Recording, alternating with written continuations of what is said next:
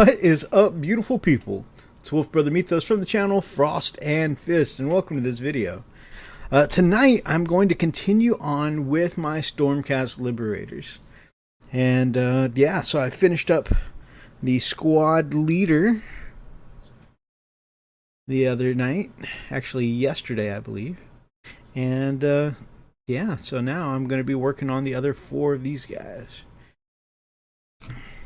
So this was gifted to me by my brother Oni, this one right here, and I wanted to kind of match it while putting a little bit of my own spin on it. So I kept mostly to the color scheme. I think the only thing I really changed is that where he did the edge highlighting in Eshin Gray, I decided to go with Rust Gray, because I just like the way that looks on doing the edge highlights on black. And the only other thing I changed is he did a blue cloak in the black or battle skirt or whatever you call it. And I went with a red one. So you got a little Superman red, Superman blue action going on here. So, but that is that. Squad leader all painted up, so I'm going to crack on and get to working on the 4 regular guys in the squad.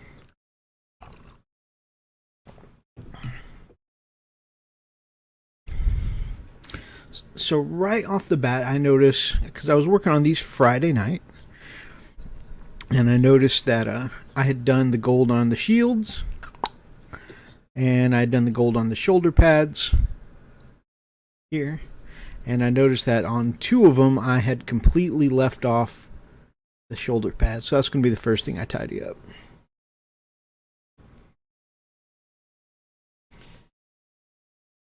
Using a little bit of Elven gold. I really like the gold from scale 75.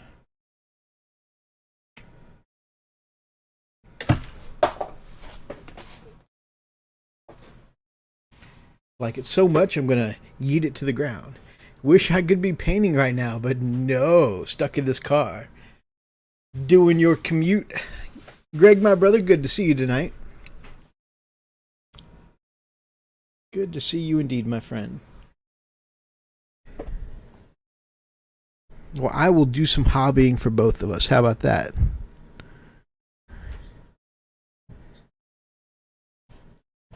We're going to go a little further up the table. We're going to brace our elbow on the edge of the desk here.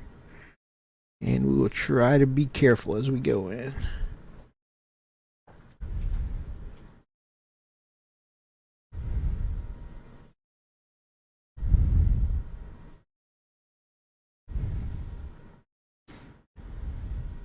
It occurs to me that for this painting, like, it looks relatively fine on screen, except for the fact that I keep going out of focus. Which is odd, because I have turned off the autofocus. Anyways, at least I thought I did. I believe myself to have turned off the autofocus.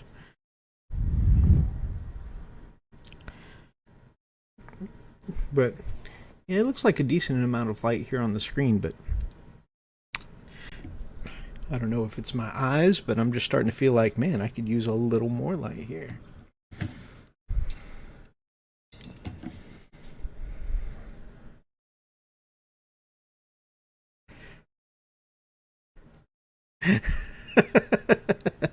You paint, I'll see how to get out of this trunk. It's harder than it looks on TV. Oh, Greg. Oh, Greg. How do you get in these situations, sir? Where do we send help to, sir? Where do we send help to? Is there any helping you?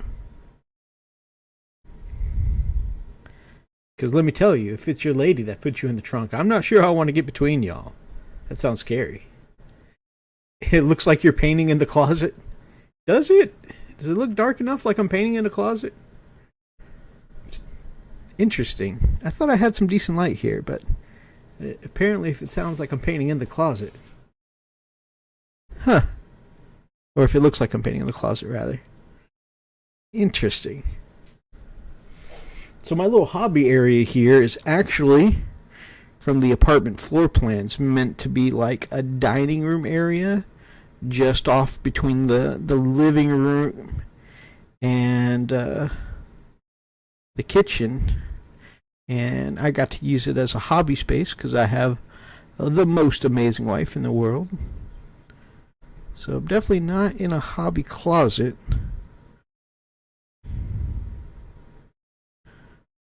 Ooh, man, I have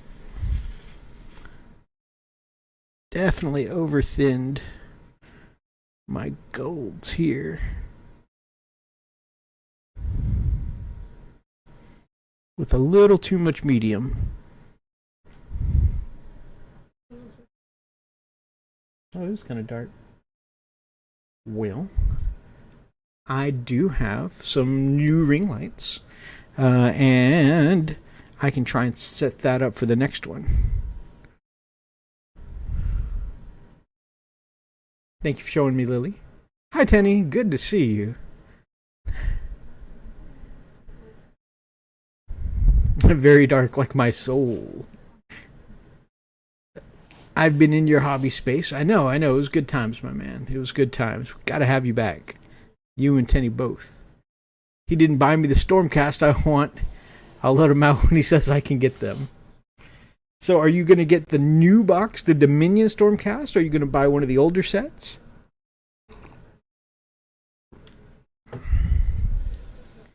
Ring lights work great. Good.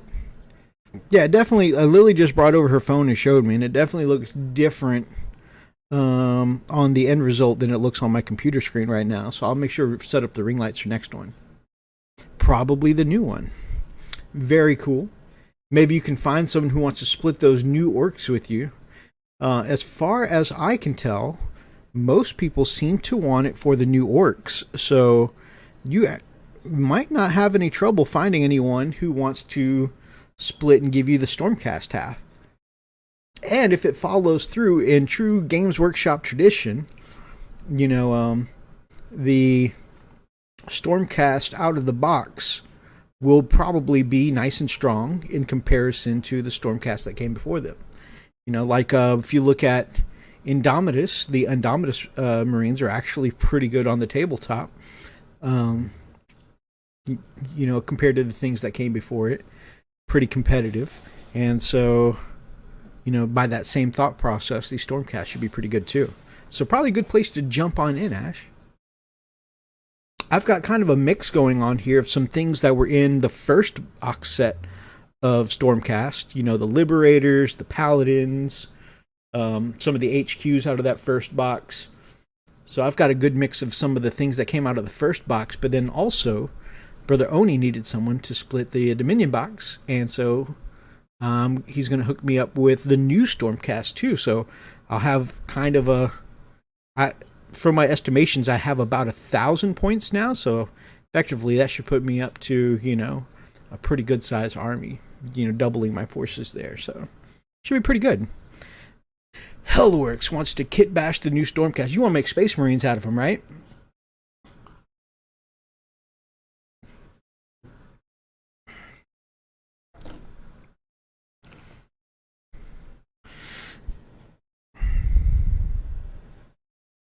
Yeah. Hellworks is a kit bash master. He was going to do, before he got a job where he works 100 hours a week, he was going to do YouTube, and I think conversions and kit bashes were going to be a specialty I was going to look forward to from his channel. And he still might in the future, but he works 1,000,000 hours at a time. So I did this weekend finish up my Ludas. That was pretty cool. Finally excited to finally get them done, and they are ready for my battle with Freakaliciousness this weekend. And Brother Oni may even be joining in, so who knows? They might get 2 games in. So I'm pretty excited. Maybe Chaos Marines. That is interesting. So you want to take the Stormcast, Children of the Light, basically. reforged by Sigmar himself and make them Chaos guys. That's quite pervice.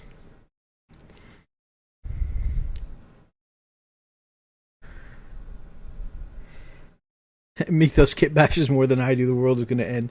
I have been on quite a kit bash train lately. Even these cool Gear Guts miniatures I got, I had to do at least a head swap on a couple of them. Make them look a little different. Plus there was a couple that, the details on the face were just a little bit soft for my preference and wanted to give them some nice sharp features.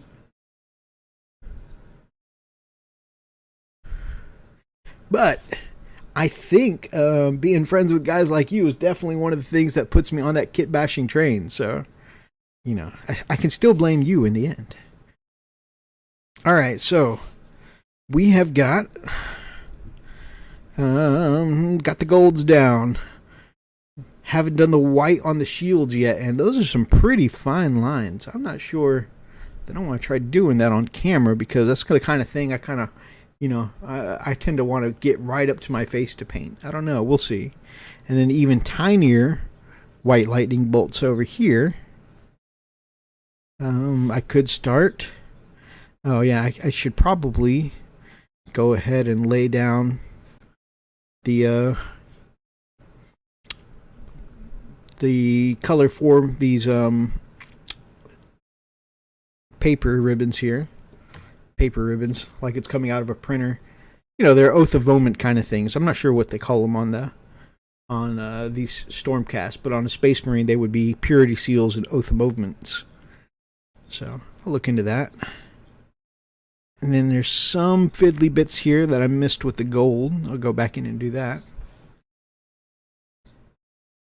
I remember when you paid someone else to build stuff. Actually, I still just recently sent off a box to Richard to build up some stuff. Because I've been enjoying the kit bash lately. However, some of the stuff that I just don't want to put the time into right now, like some of the Tau stuff, having him build some suits, some broadside, a broadside and a suit of Crisis suits for my brother Roxas, an orc truck because I've already put one of those together and kind of kit bashed it a bit, and I just wanted another one stock, and my orc bomber. I'm having him put together my orc bomber right now, just because I don't know when I'll get a chance to put it together. Honestly, I'm having trouble finding points in an orc list that I would use a plane in, so I don't know when I'm ever going to use it, but at some point, I'm sure. I think it's just because I have so many new things that I've painted. I want to use very specific things in my list because I haven't played a game all year, so everything that I've been painting over the last year is new, and I want to try and fit it into the list. I'm sure after I get a few more games in, though, and it's lost that new shininess, then I'll have room to put other stuff in, like the orc bomber and stuff like that. How do you enjoy the new GW brushes? I haven't actually used them. This white brush here is a ghost brush. There we go. Is a ghost brush, which I was using before Games Workshop came out with the white brushes. And he's got a shop on eBay you can get ghost brushes on. And I've, as a synthetic brush, I've liked the stuff from Ghost Brush for a while now. So my rule of thumb is typically for synthetics, doing stuff like my washes and metallics and stuff like that, I use Ghost Brush. Love this for a synthetic brush brand. And for my sable brushes, I tend to stick with Broken Toad myself. So those are my favorites. Those are my go-tos.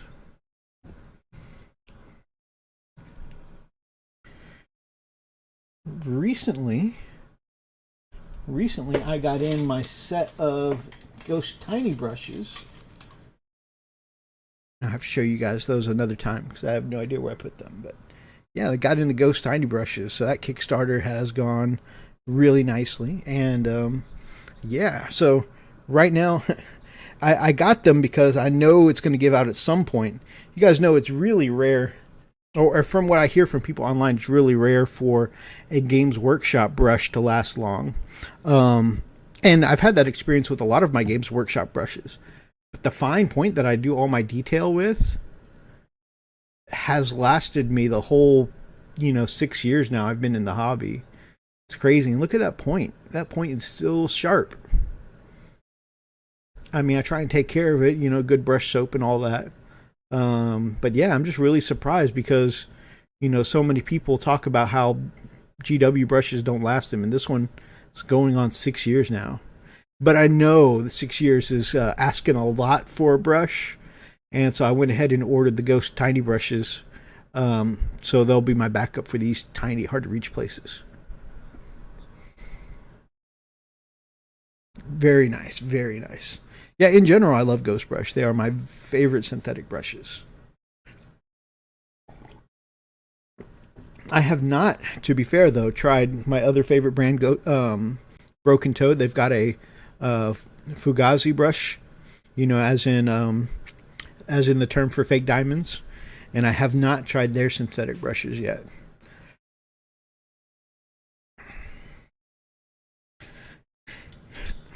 All right, so time to put some color down on paper. Hey, T-Baggins, good to see you, my friend. Good to see you.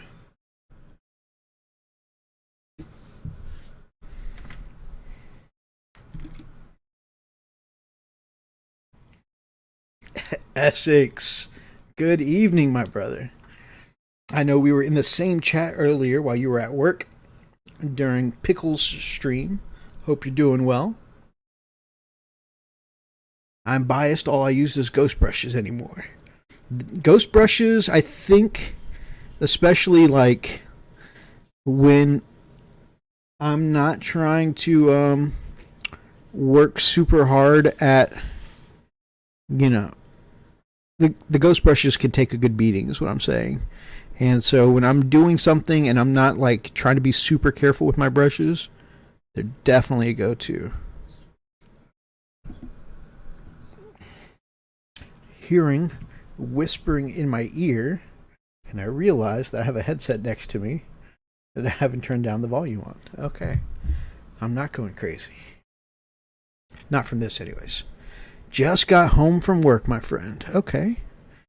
Well, good. Welcome home. Time to relax. It's late at night. Take your shoes off. Get you a snack. Get you a drink. Kick your feet up. Get some relaxing on, my brother. I know it is late over there indeed.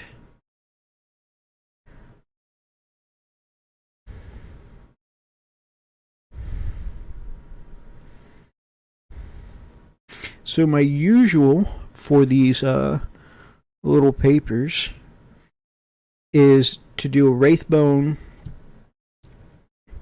and then to Agrax them and then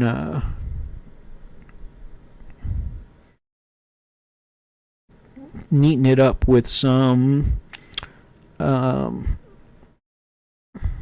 Pallid Witch flesh, but I'm out of Pallid Witch flesh, so I'm substituting for Shanti bone tonight. And also, I tried a little something earlier. Instead of doing the Agrax, because I was looking at Brother Oni's paper here, and his is kind of a softer tone. Pretty sure it's Rakarth flesh, and the his letters are done a lot softer too. And I was thinking how I could try and match that. And so instead I gave kind of a watered down skeleton bone or skeleton horde from Contrast. And it came out way too dark. I didn't like it. So I cleaned it up again with the Wraithbone and colored it in, or highlighted with your Shabti bone. After doing the Agrax gloss, and that gloss really got in there and really popped out that lettering, and I think I like that. So I think I'll be doing Agrax gloss again. Now I have an awesome buddy to paint along with. Nice. I didn't know if you do any hobby tonight after, getting home so late from work. But it's awesome is that you're going to be getting your hobby on.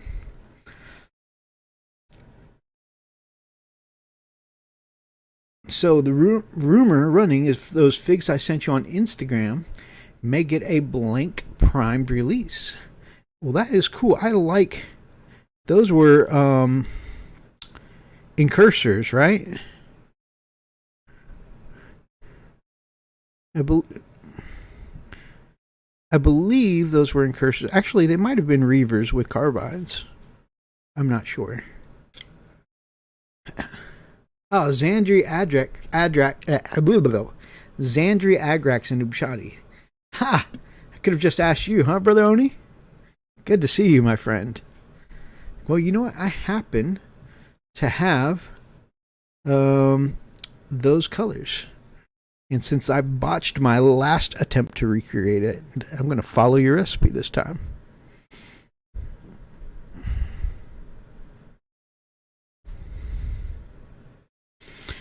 I think I didn't bother asking when I was working on them before is because I was painting at like 11:30 or 12 last night, right before Supernatural.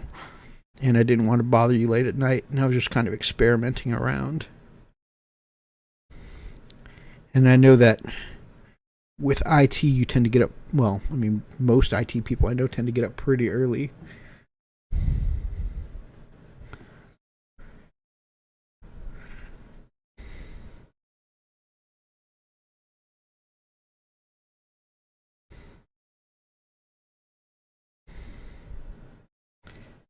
Yeah. That makes sense, my brother. How's the new job, by the way? I don't think I've asked you. Hopefully it's going well.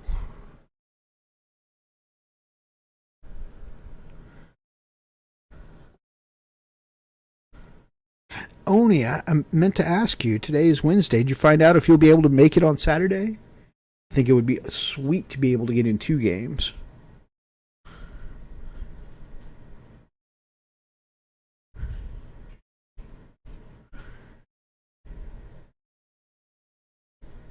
I forget the name. I think it's the Phobos armor.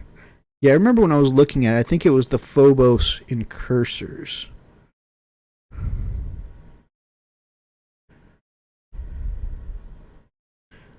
Trying to paint around this hammer shaft. Try not to mess it up.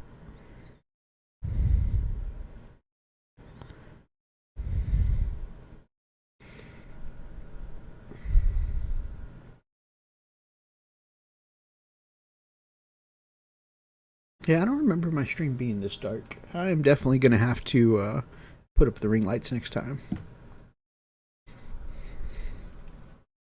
But that's okay. That's why that's what they're there for, right? That's why we bought them.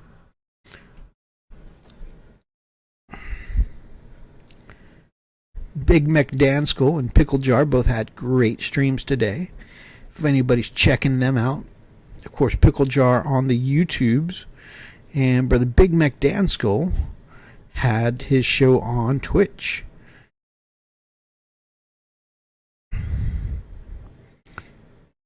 And today, I signed my Wolfbrother Mythos Twitch thing into Streamlabs. And I just need to figure out how to stream to it. And I think for a little while, I will be dual streaming. And then I know once you hit affiliate, you can't dual stream anymore. You got to go one way or the other. But I mean, until that point, I can see how it's going on both locations and just kind of continue the streams with wherever's doing the best.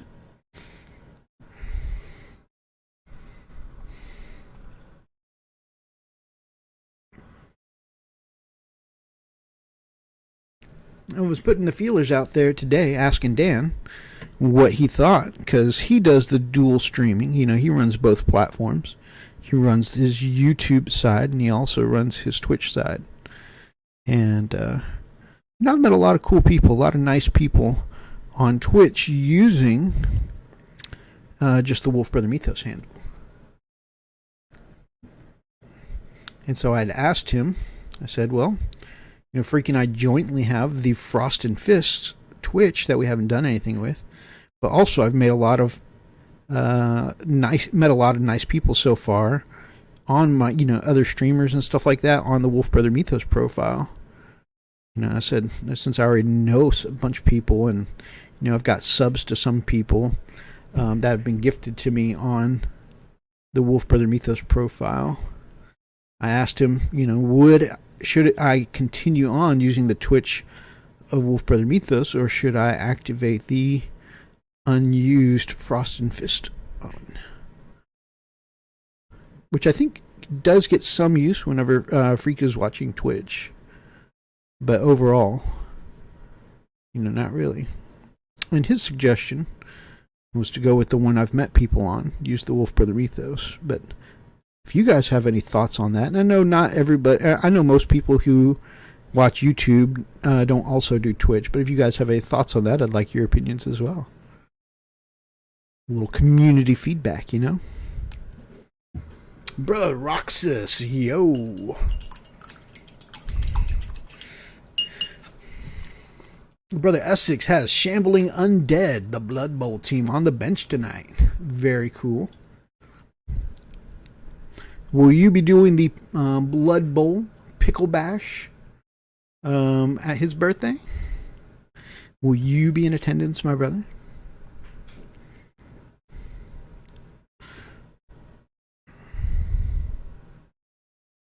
I am 80% complete with both armies for July. I am not painting the Vampire Army. Wow. You have really been on it lately, my brother. I mean, like, on it. I've done one Stormcast so far. And then tomorrow, during payday, I'll be picking up the basing material. I'm going to go get that that light brown GW crackle paint to put on the bases for my kind of Savannah Badlands. And I'll be picking up some yellow colored tufts, some straw colored tufts, like dying grass to put on here. Then I'll put a couple of rocks down maybe and really try and go for that kind of a Savannah kind of feel. I think, the light brown will help the black and gold armor stand out pretty nicely. So I'll be picking up my basing materials. But so far, I've got this one right here with the blue cloak is the one that Brother Oni gifted me. I mean, he gifted me all of this, but I mean the one he painted up. That's what I meant to say. And I think they came out looking pretty similar. Aside from me doing the red cloak, the only real difference is that, he's a better painter than me, but but also like in color scheme, is that I chose to do the highlight in Fenrisian gray. I just like rust gray. I just how that looks on edge highlighting black.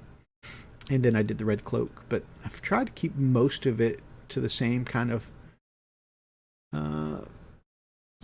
color pattern he's got going on. Similar palette, if you will. I really like the way these cloaks both pop. Both his blue one and my red one. Although the highlights on my cloak are a little chunkier, but still. I think it pops okay. It reads well from a distance. But yeah, they look pretty similar side by side. So, that was important to me because I love the paint job he did on the parts of the army that are painted already.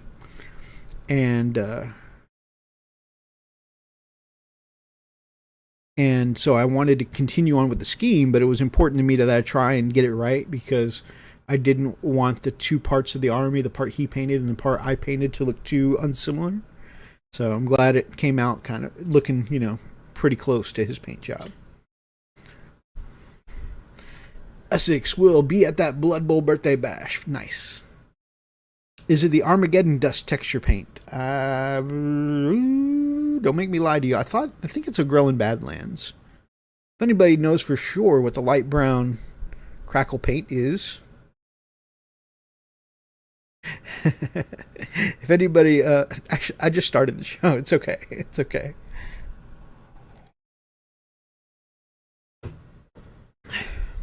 Thank you, my brother. Thank you. But yeah, I think it's a Grelin Badlands. That's the light brown crackle paint. But if anybody knows for sure, just let me know. So that way I buy the right thing when I go tomorrow.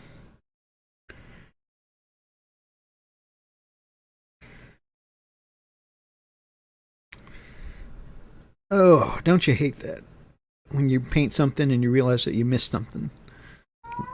Like I missed the inside lip of the shield. Hey, Stonesy. Demon!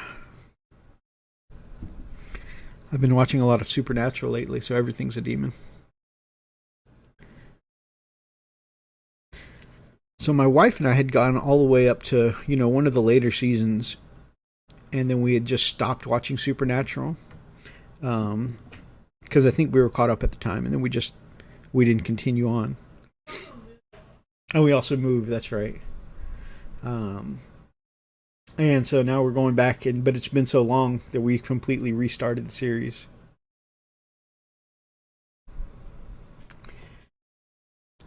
Brother Rick Smith, good to see you, my brother. Good to see you indeed.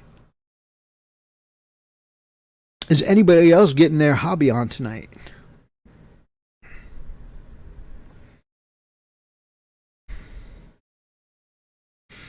So I'm trying to keep Hobby Corner Kev. What's up, my Texan beauty? Why, hello there. Being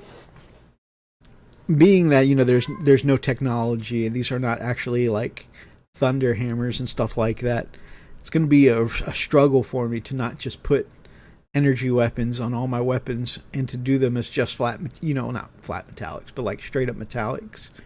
The airbrusher in me wants to put overly cartoony power weapon effects on all these weapons.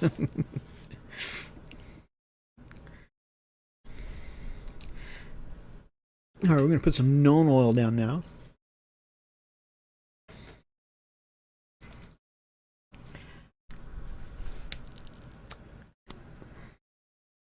Chilling with Kev in a hangout. Got my Death Shroud nearly done. Man, you have really been rocking those Death Guard lately, my brother. I paint blue to white in the small gaps of the hammers. Nice. I need to go back and check that out. Maybe use you for inspiration.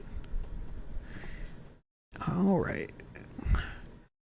Trying to be pretty careful with this oil. It is the gloss, so it should run into the little bits of the chainmail without pooling too badly.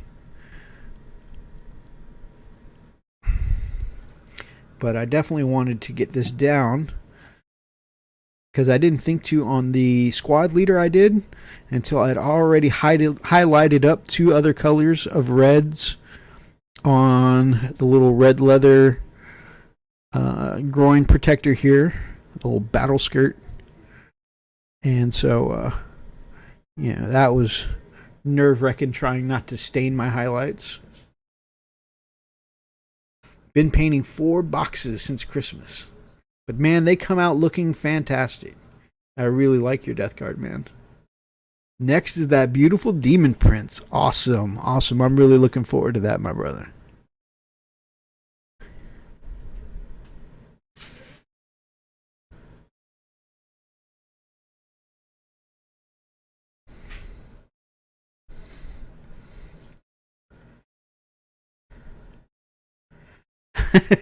Rich was slagging me off for 2 hours while I dip swirls in my nihilic oxide.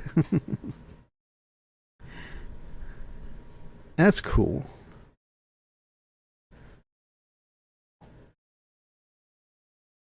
So you were doing the ghosties then with your nihilic oxide, huh?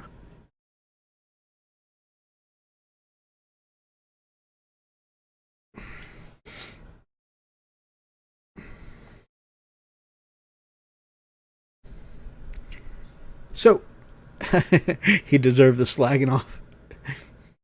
Nice.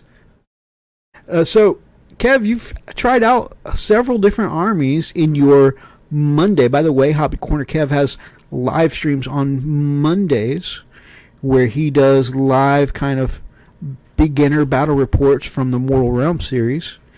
And Kev's tried a couple of armies now. He's tried, of course, the Ghosties and Stormcast that it comes with. Also did the the Flesh Eater Courts. Kev, out of the factions you've played for Mortal Realms and AOS so far, what's been your favorite?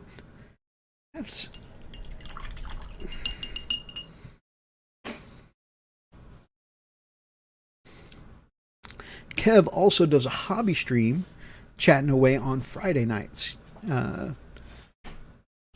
What is it? It's 2:30 U.S. time on Mondays and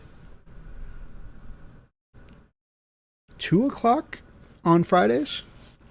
I believe that's correct. I could be lying to you.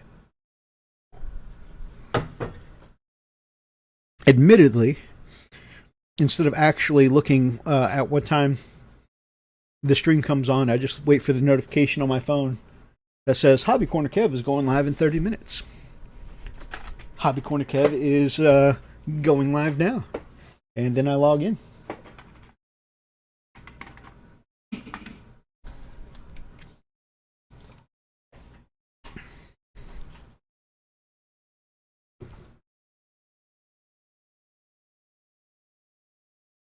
All right, so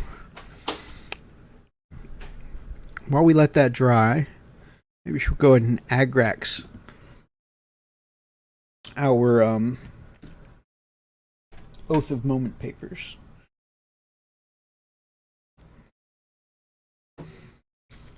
Depends on what the force consists of, as is dependent on the scenario, but the Flesh Eaters were absolute beasts. Yeah, the Flesh Eaters really tore into stuff. Gotta say, Brother Oni is playing Flesh Eaters at the game we're going to be playing here next month. And not going to lie, that's got me, seeing how strong they were in your stream, definitely has me a little worried for my game against Oni. I feel like I might get ruffle stomped. But you know what? Maybe not. Maybe I'll do okay. We'll see. On the other hand, I mean, we are both going to be learning the game. Both of us are going to be unfamiliar to Age of Sigmar, but also, I think, we're all going to be new to 3.0 at the time, so it's 8:30 p.m. and 8 o'clock. So with the 6-hour differential here in U.S. Central Time, that'll be 2:30 and 2 o'clock. Haha, I got it.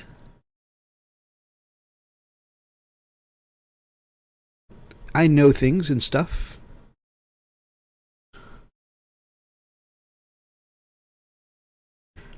I would say I drink and I know things, but got pancreatitis, so I'm not allowed to drink, and I damn sure don't know things. So I've got CRS, which is a very serious medical condition. So I cannot claim drinking or knowing things.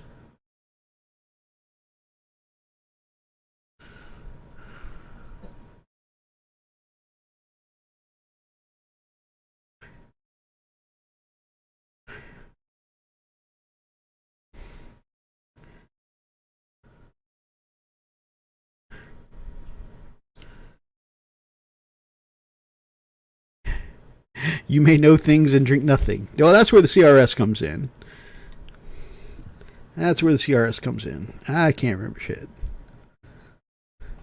This is keeping me distracted from tearing my hair out, trying to figure out the colors for my Sinessa.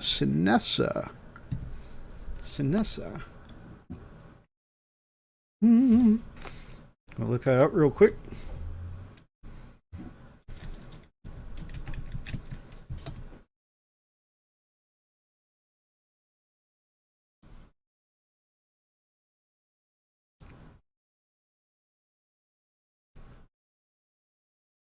Oh, Sinessa looks awesome.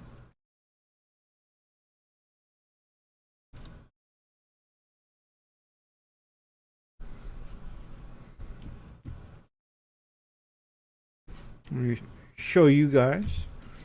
I mean, I'm sure you guys are probably a little more familiar with Age of Sigmar than I am, so you probably already know. But just to bring it over,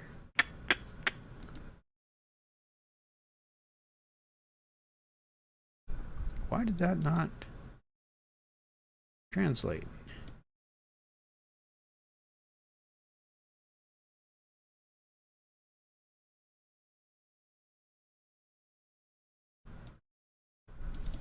Well,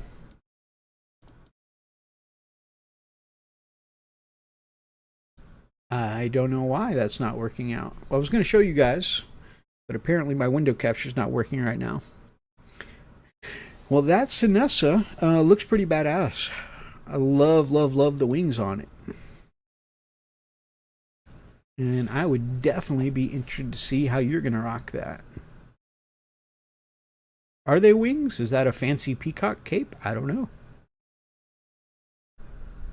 I mean, it would be very Slaneshi to, you know, have fancy peacock cape. So, you know, it doesn't have to be wings, I'm sure.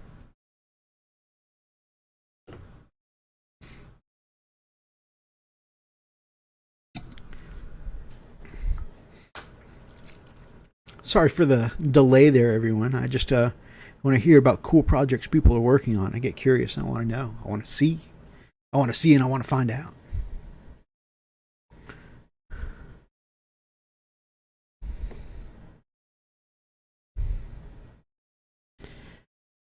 Man, seeing everybody's unboxings for the Dominion set has me so hyped for the new Stormcast Eternals.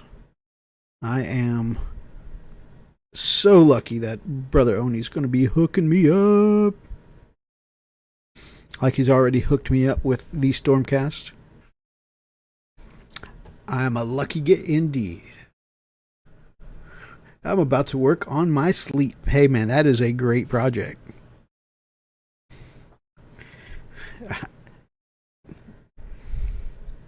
I have been working on my sleep too much lately.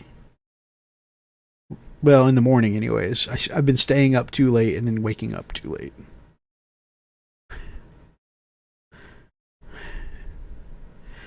This morning I literally got up, looked at my alarm, and then I put in the effort to actually go to my email settings, check my calendar, and was like, do I have any meetings today?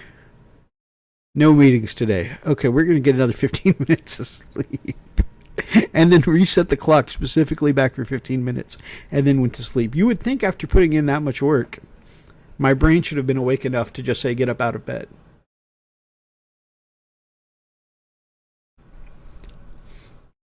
Good night, Brother Kev, by the way, man. Get some rest, brother. That the whole Dominion box does look sick. You absolutely right. You absolutely right. At first, I have to say,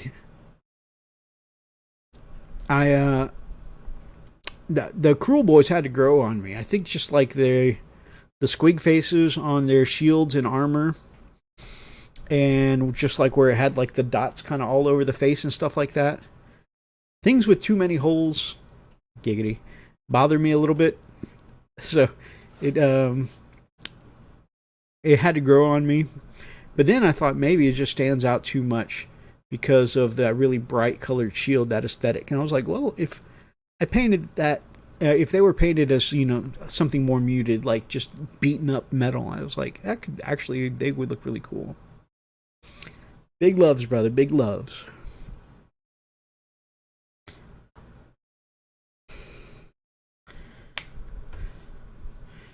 You know, I think the reason I get so much more done on stream when I'm with you guys than when I sit and paint by myself is because, you know, I want to keep stuff going because I am on camera.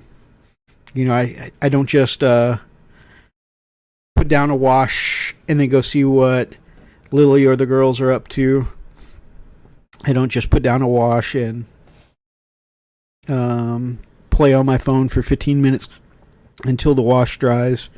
You know, I keep the assembly line going. Alright, this washed down corn red, we're going to restore some of that red with a little Mephiston on the lower halves of these leather folds, and then we're going to come back and edge highlight them all with some Evil Sun Scarlet.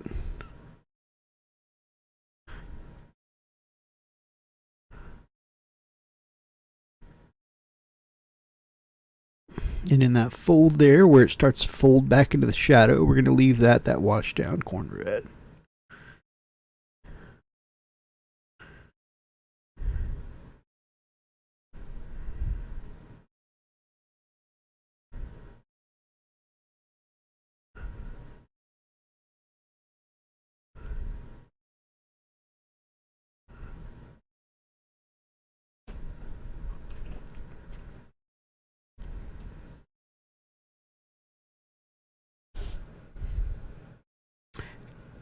Trypophobia. That is always the word I forget. Thank you, Kev.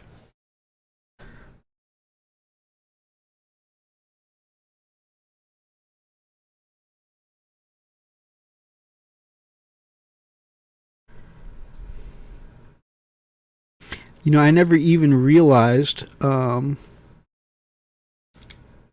I need to stop smacking the camera with my paintbrush here. Whap, whap, whap. I didn't even realize trypophobia was a thing, or that kind of thing made me uncomfortable until one day there was, one of those photoshopped horror things, well, kind of like I think it was being passed around as kind of like a what you call, like a, gosh, it's escaping me.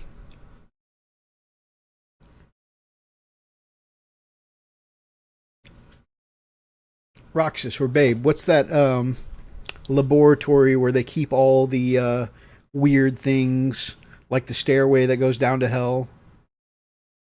SCP. Yeah, it was being sent around kind of like an SCP kind of thing about warning, certain about this insect that was going around that can lay eggs in your neck or whatever. And and it showed the back of one lady's neck, and it was like a hive looking thing, and it was just full of holes, and they'd photoshopped it, in my opinion, pretty well, to where, it looked like it was like red and irritated around her skin, and there was just like a lot of these open holes in her skin, and it just was a really unsettling look. Of course, then I looked down in the comments section, and it had been, somebody had outed this person as, as said the article was fake, and that there was a certain lotus flower or something like that had all the holes in it, and showed a picture of the flower, and that's when they had mentioned the word trypophobia and the fear or unease of people who don't like a lot of closely packed holes. But seeing all those holes from the lotus flower embedded in this lady's skin was, really unsettling to me at the time. And that's where I finally first became aware that kind of stuff makes me uncomfortable.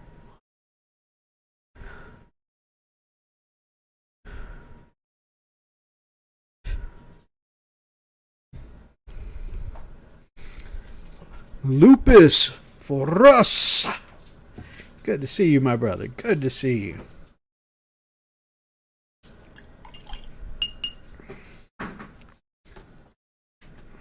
I need a super sharp tip for this bit of the skirt here. So I'm going to go back to my broken toad.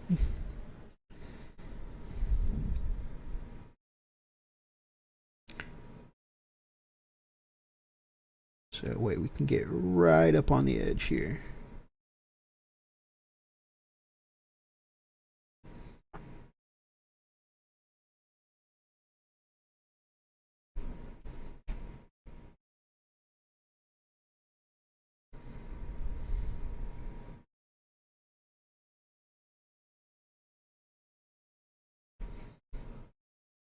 How are you tonight, by the way, Lupus? How is my fellow wolf brother from another mother?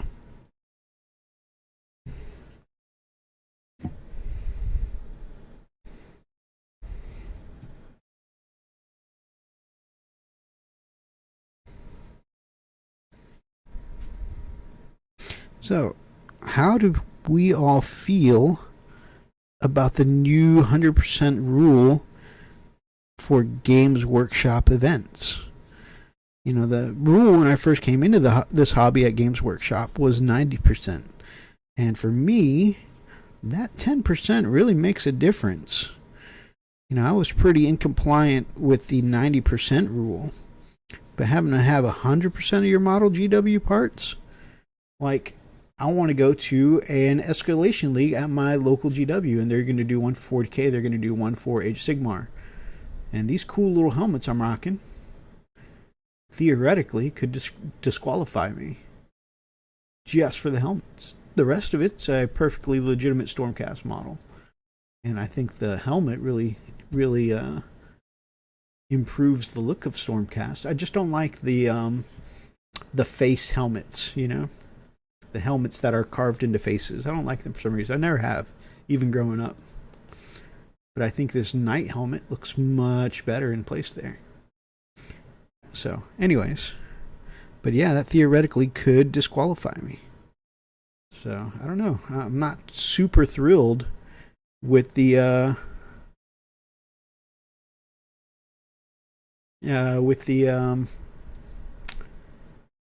thought process that, you know, the 10% rule no longer applies. They said kit bashes are fine. They said no proxies at all, even for other GW models.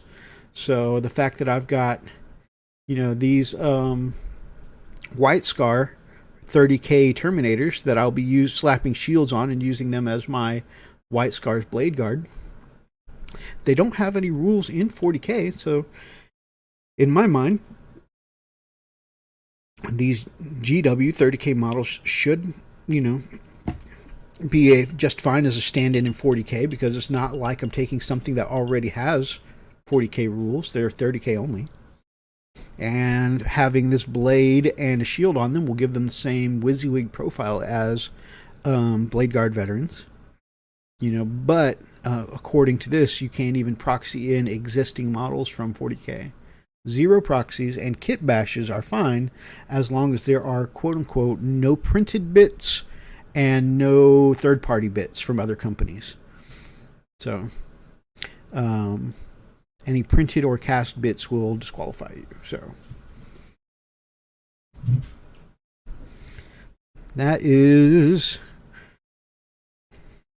I mean, while that's mildly inconvenient to me that I can't use these armies at a GW event, you know, like the escalation I want to sign up for. To be honest with you, I play most of my games at friends' houses or my own house, you know, and I just hang with local friends. I don't tend to do a ton of pickup games.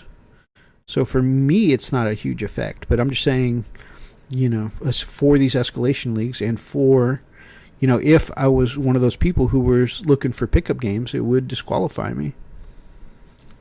Well, pickup games specifically at a Games Workshop store. I mean, you know, I'm pretty sure things will still be lax at regular, friendly local gaming stores. But yeah, it's just interesting. And I'm not in any way really complaining. Because, like I said, it's not really going to affect me personally.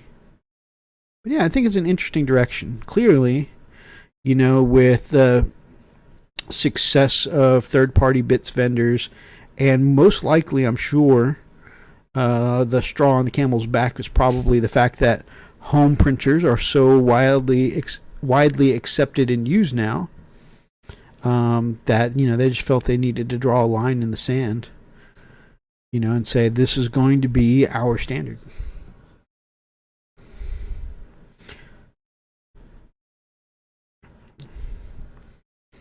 So, I don't know. Seems like everybody is adding, at least some 3D, bits to add visual interest to their models nowadays, But yeah, like my Space Wolves, they've got tons of helmet swaps or character full head swaps that are from other companies. Shapeways, Spellcrow, my White Scars, same thing. Cromlech, mostly, I think, and Puppets War. So things like those ninja helmets and stuff like that. Those Reavers have even like the ninja weapons, like the katana and stuff like that. And my Orcs, tons of third-party stuff. I've got these whole models here, which I didn't expect I'd be able to play my Orcs at a GW store, but I've got whole models. My Commandos are from Spellcrow. These guys here are from Gear Guts. My Tank Busters are from Gear Guts. My Red Roller, my Death Roller at the front of my Battle Wagon, is from Cromlech. So, I wouldn't be able to play. And then of course, two of my Def Dreads have parts that are 3D printed on there, like the arms, and one is a whole Def Dread that's designed by the Pale Orc. What about Forge World bits? Forge World, they said, will count the same as using GW bits. Forge World's fine. I just can't use, like, say, these Forge World Terminators I've got in proxy of another unit. I don't know why I just closed that red. I've got one more do.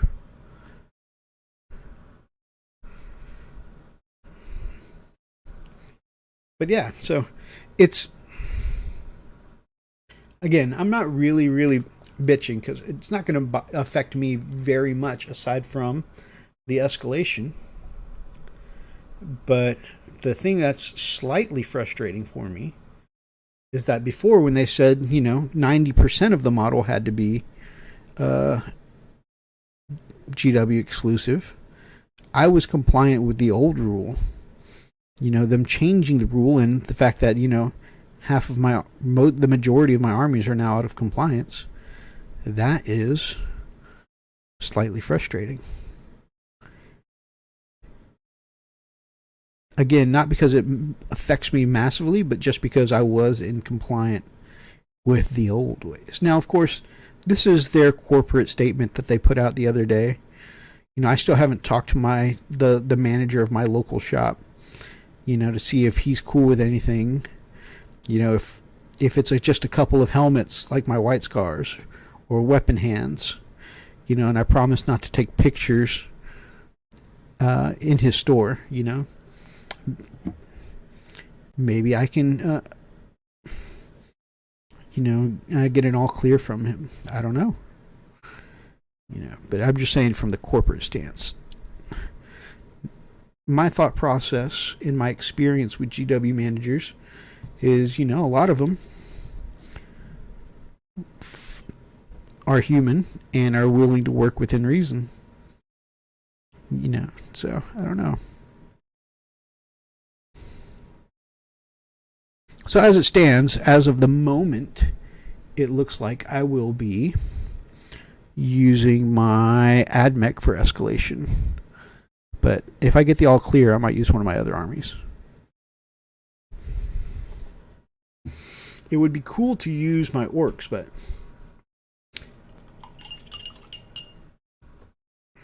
because I think so far they're like 80% of the people who want to play have signed up with either Space Marines or Chaos Marines. In which case, I know my Wolves and my Scars are pretty good. But I don't know if I want to do what everyone else is doing. I know with Orcs, because I'm not that yet accustomed to playing my Orcs, I don't have a tried and tested, pattern of success with them, I'm probably more likely to lose with my orcs. And also, some of the lists that I have seen winning, I don't do the 200 boy spam, and I don't do the, I don't have, all the new buggies that people have been, winning with spam. And I'm not really a spam player to begin with. So anyways, I don't plan on running any of the really super successful lists. So I anticipate dying and losing a lot more if I take my orcs, but I think they'll still be fun to play. Because they'll be, A, different to what everybody else is doing, and B, they just have tons of character. A good way to get more cash in.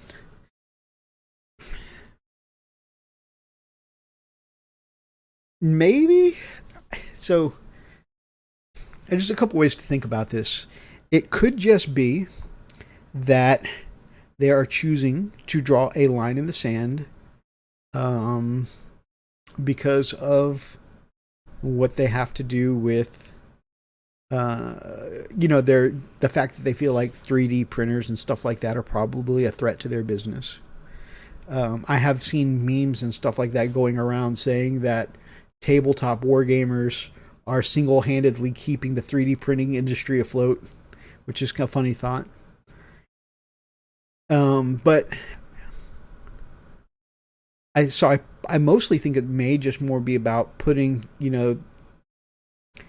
making a stand against that than really bringing in cash. But then, of course, I'm not huge on conspiracy theories, and I'm not as jaded as some people who have been in the hobby longer than I have. I know some people have the, GW is a greedy cash cow tyrant, which this could be. But I don't feel like, some people feel like they go to the other end of the spectrum completely, where they're like, all right, all these people that we've told that they can have 10% extra bits on their model, if we invalidate all of their armies, they'll have to go out and buy all new armies. I've heard some people say that. I don't think that's really the case. I'm sure that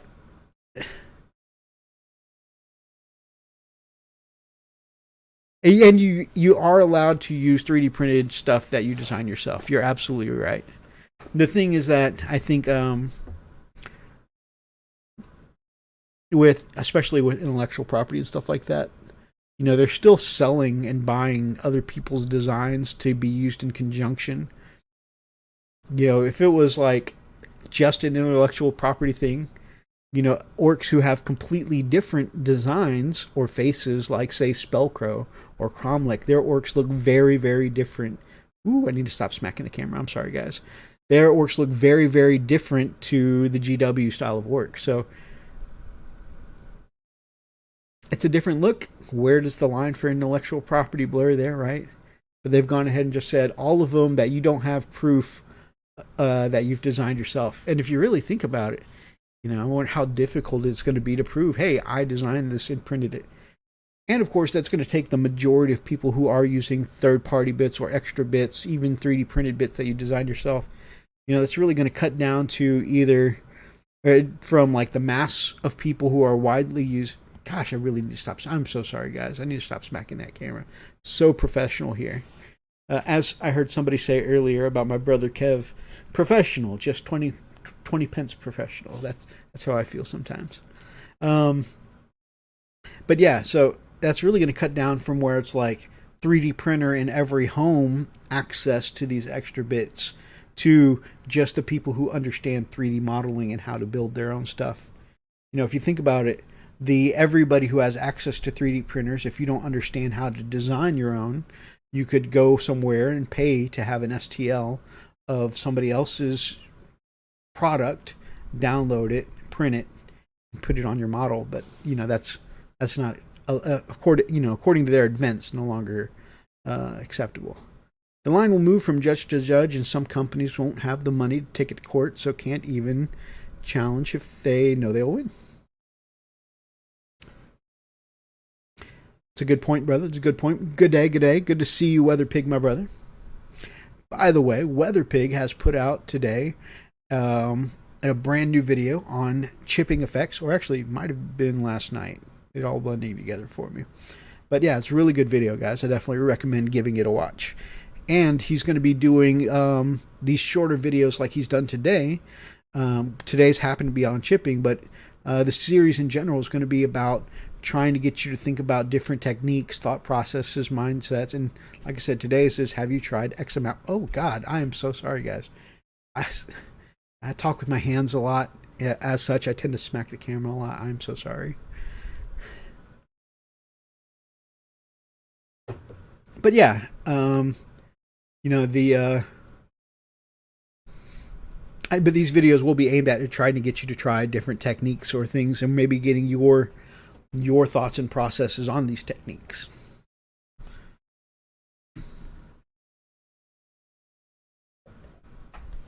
By the way, Weather Pig, my friend, I am really interested to see your response to my overly long and complicated comment, because it's just a style of chipping I don't believe I've seen you use before. The chipping from the undercoat with layers, you know. So, yeah, I'm sorry, I'm not being distracted. I'm actually just looking around in relation to this conversation, seeing if I have anything close by that I've actually used chipping from the undercoat for. I know I've done that on Death Guard, but I've already given the Death Guard back to their owners. And I've done so on terrain, but that terrain is on Freak's Place. But yeah. But I would be interested to see you attempt that technique. Yeah, definitely give it a try. And if you don't feel like investing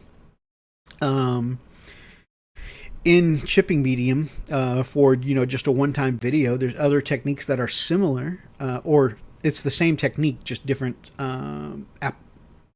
methods, such as the hairspray technique, which is kind of it follows the same process as chipping medium, but you know, a can of hairspray could be much cheaper than going with you know, trying to specifically find a hobby product like chipping medium.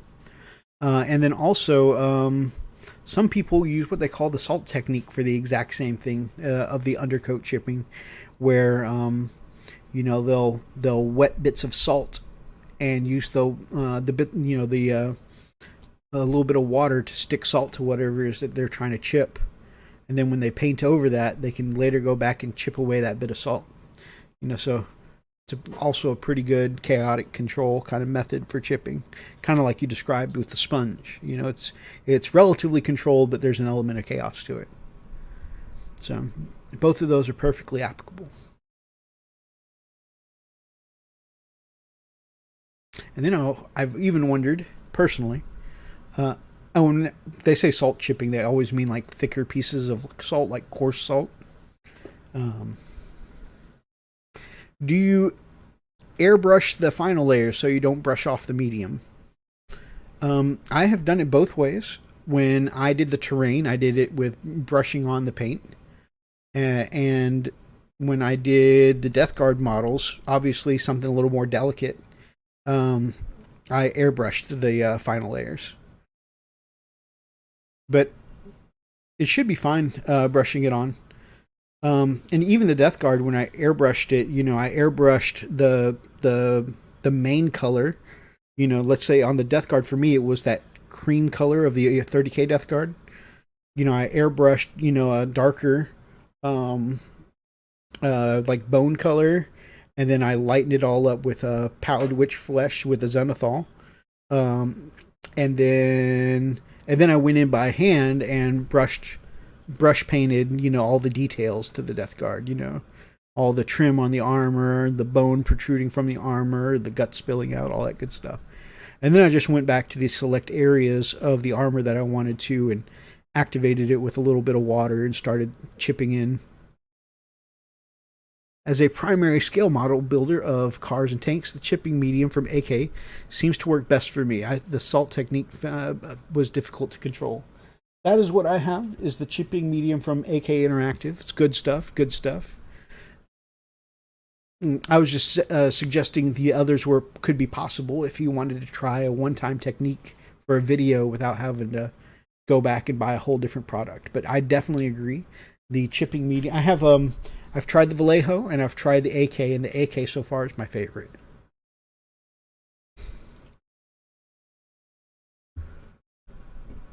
Yeah, AK does a lot of good stuff. I like a lot of their products.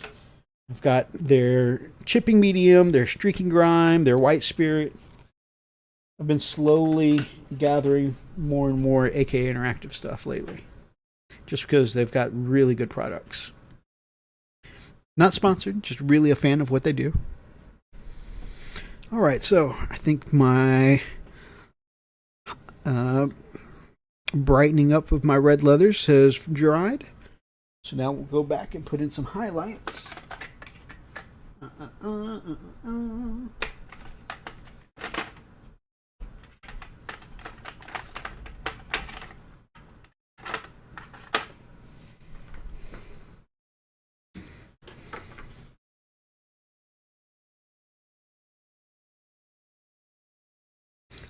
Just waiting for an oil wash to dry. Oh yeah, oh yeah.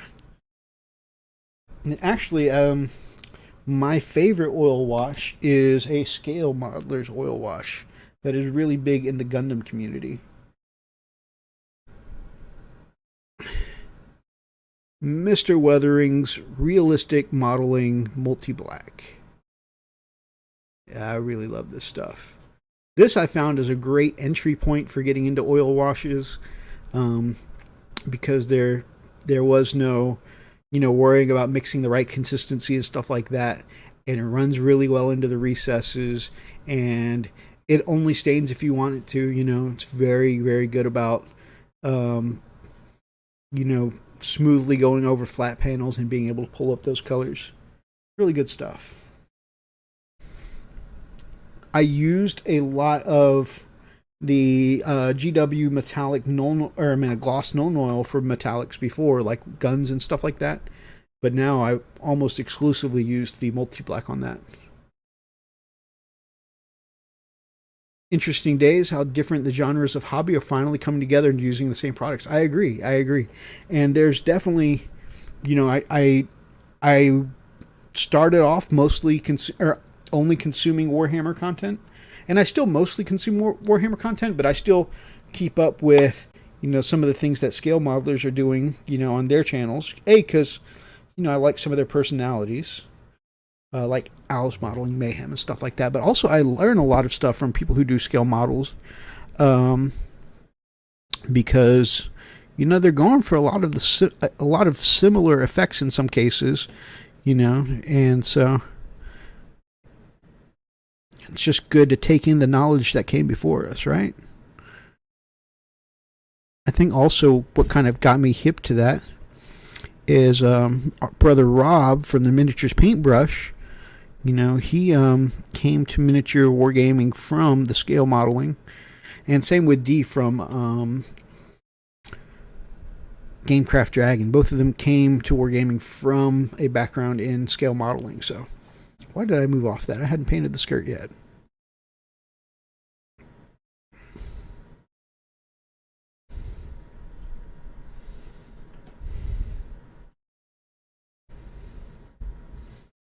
I keep calling it a skirt.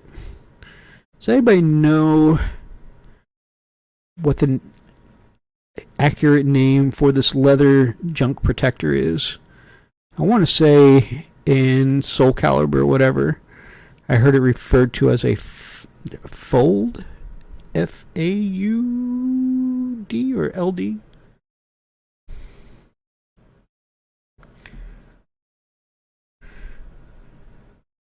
I definitely think Gundam when I see Tamiya and Mr. Hobby, and tanks when I see Vallejo and AK. Oh goodness, I am like totally off camera there.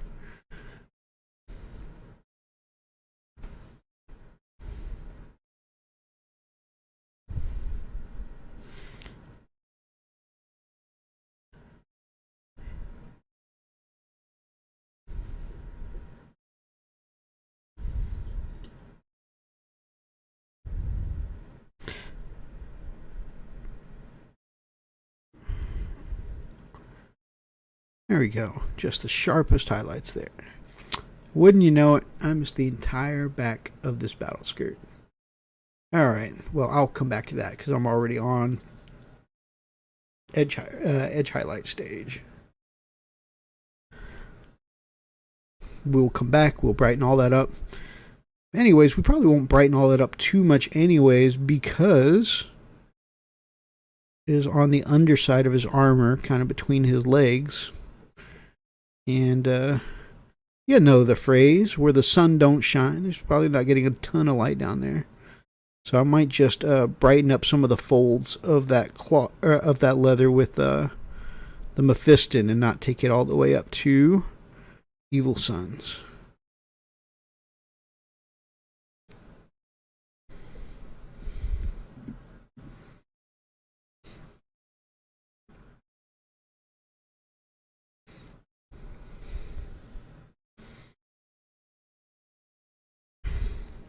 Yeah, I really got into... There's been two big influences in my hobby that have gotten me kind of on the train for AK Interactive. Specifically that brand of products. And one is Brother Meeks, one of our Wolf Lord patrons. A patronic badass, if you will. And he has an interest in grimdark style painting. And so he kind of got me hip to the AK products. But then also someone who reinforced that, because I see the AK weathering products in like all of his videos, is Spray Black Studios. And he gets some really amazing effects.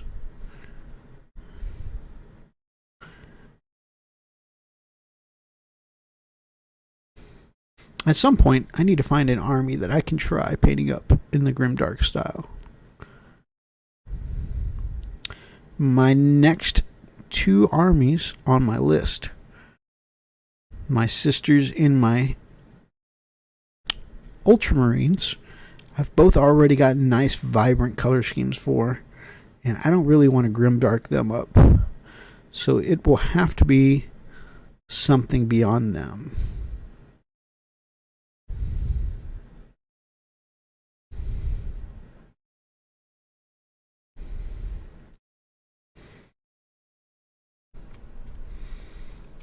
There we go.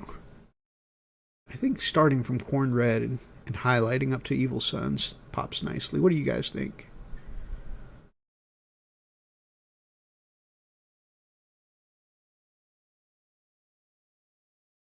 Might need to come back to this one though, because I think some of those around the edges at the bottom could be a little sharper.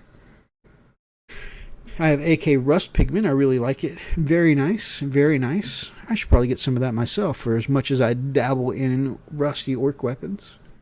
GW shops over here have plenty of hard line about everything in their shops having to be GW. I brought some Warcry models with me on a 2-hour road trip, especially so I could build them at the shop. Wow.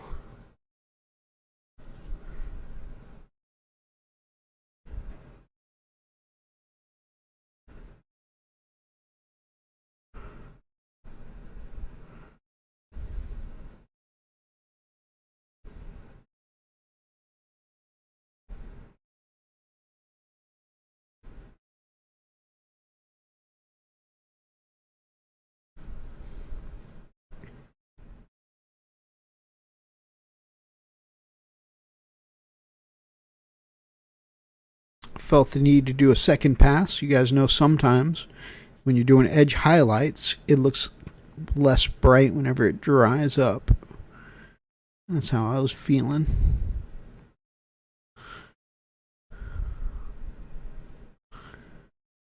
There we go.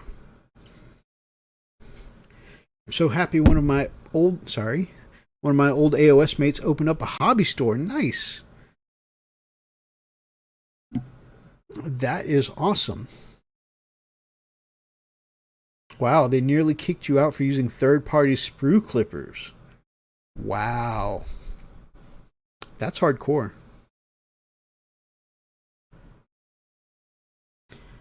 That is hardcore. I don't even own any GW sprue clippers.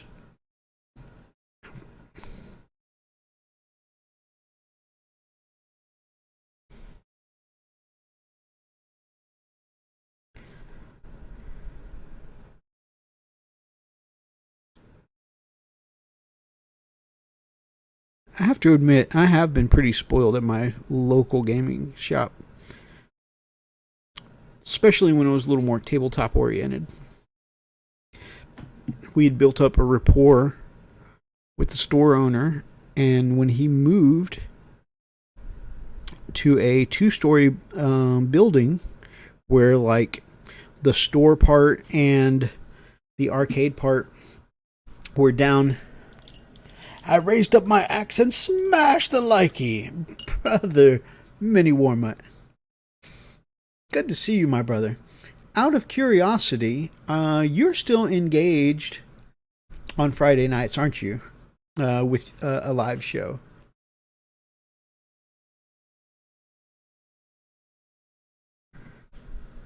Because we definitely want to get you on at some point, for sure. We would love to have a Mini Warmut on.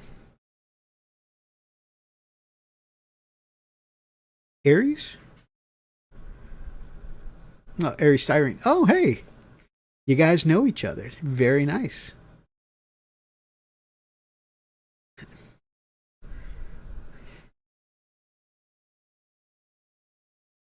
What was I talking about? Oh, right. So the store owner at my friendly local, because we'd built up a nice rapport with them, the store part and the arcade part were down on the first floor. And because we'd built up a good rapport, for the most part, we could check in at the front counter, say hi to the owner, and he'd just let us go upstairs to the gaming area and just leave us to our own devices. So, I mean, we really could bring whatever we wanted. In fact, that's how the channel started, because he left us to our own devices so much eventually. That's where we broke out the camera, brought out microphones, and started recording there. And those were the first episodes of Frost and Fist. And going back and looking at it too, it's terrible. It's terrible. Because we're like in an empty room that's super echoey. And we've got a nice microphone, but that nice microphone is picking up the echo bouncing off all the room. It was a mess. It was a mess, but it was super fun. And just freaking out. We're just so full of excitement at doing this for the first time. And man, we were so bad. I can't go back and watch it. Our first episodes are so cringy. Just because, both of us were like borderline reading from a script. There were some episodes where we were reading from a script, and I feel like we've got decent public speaking skills, but we're like people like you see in comedies or whatever that are uncomfortably trying to read from a script. I always think of Sheldon on Big Bang Theory when he tries to start up a channel. Fun with flags. He's like doing his script. That's how I feel about some of our first episodes. We were scripted, uncomfortable. We got more comfortable with it, obviously. We don't do anything scripted now. Sometimes we put down bullet points when we're feeling a little extra professional. But, yeah, I mean, it was so terrible, and I wouldn't trade a minute of it for the world, because I love, even though I can't watch it, I love what we did. And a lot of the chemistry there, was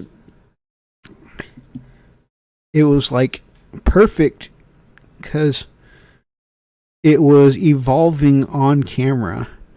Both of us, Freak and I, had known each other for a long time, and we were friends, but we weren't nearly as close as we were until we started up the channel. It was just like we're casual hangout friends, and then we decided to start up the channel together.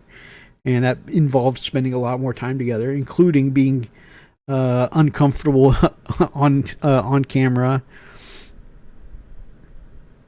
And we met a lot of amazing people. We became super close bros, and it was definitely, even though our quality is for the first year is horrible, the experience was definitely amazing. Did we make it? Did we make big-time YouTubers? No, hell no. We are the most unprofessional live streamers in the business. Are we ever going to get big? Nah. But We have a good time doing what we do.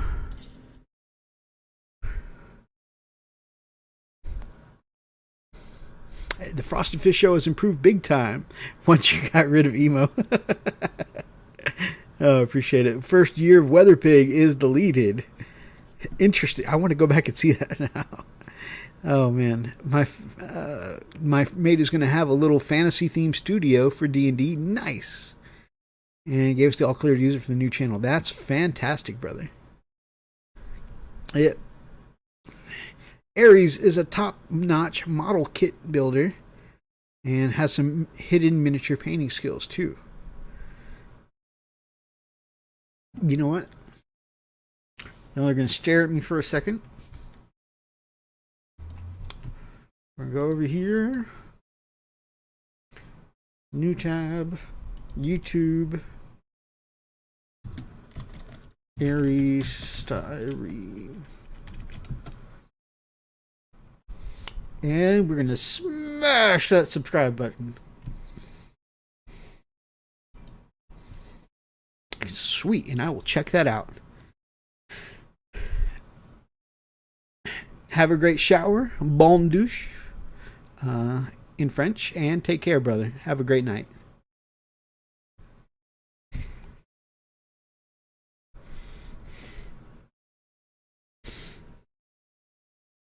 By the way, I wasn't calling him names. It's a reference also to Big Bang Theory. When first episode, when Howard first meets Penny, she's going to go take a shower, and he's trying to impress her with his French skills, and he tells her "bon douche."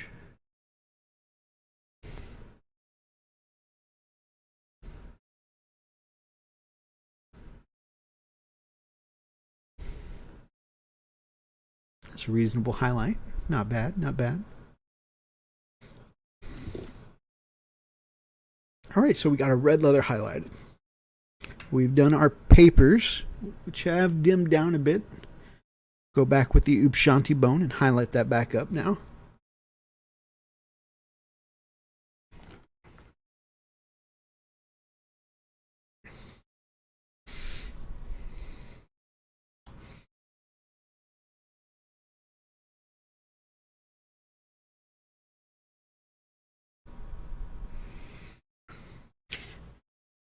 You know, it's funny because I think the thing that affects me the most about this 100% modeling bits having to be GW at the stores, I think, is head swaps.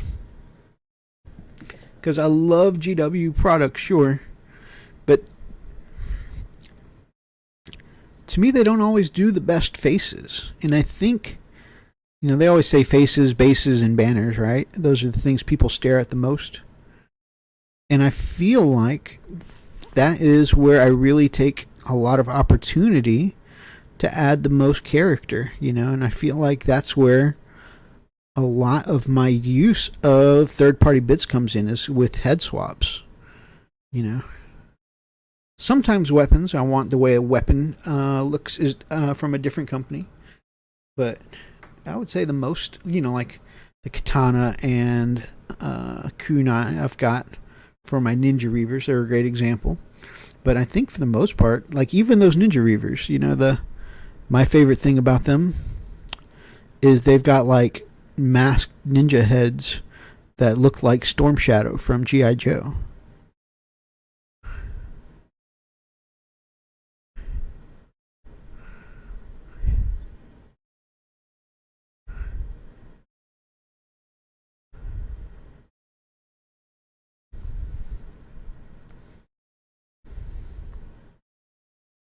What is your favorite thing to customize on a model? Or are you more like my brother Freak, who is a build out of the box kind of guy?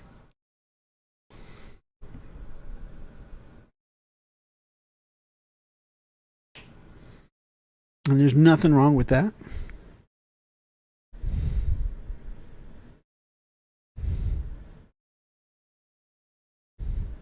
As I love to say about this hobby, you do you, boo. Play how you want to play. Got nothing against people who are build out of the box kind of people. And as much as I love to kit bash and add character now, my own personal flair. I used to be very much a build out of the box kind of guy.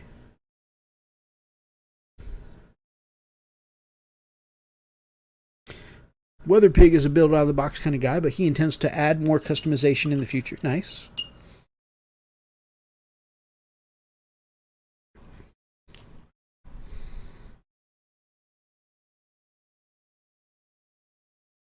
It's crazy some of the sources that I find inspiration into.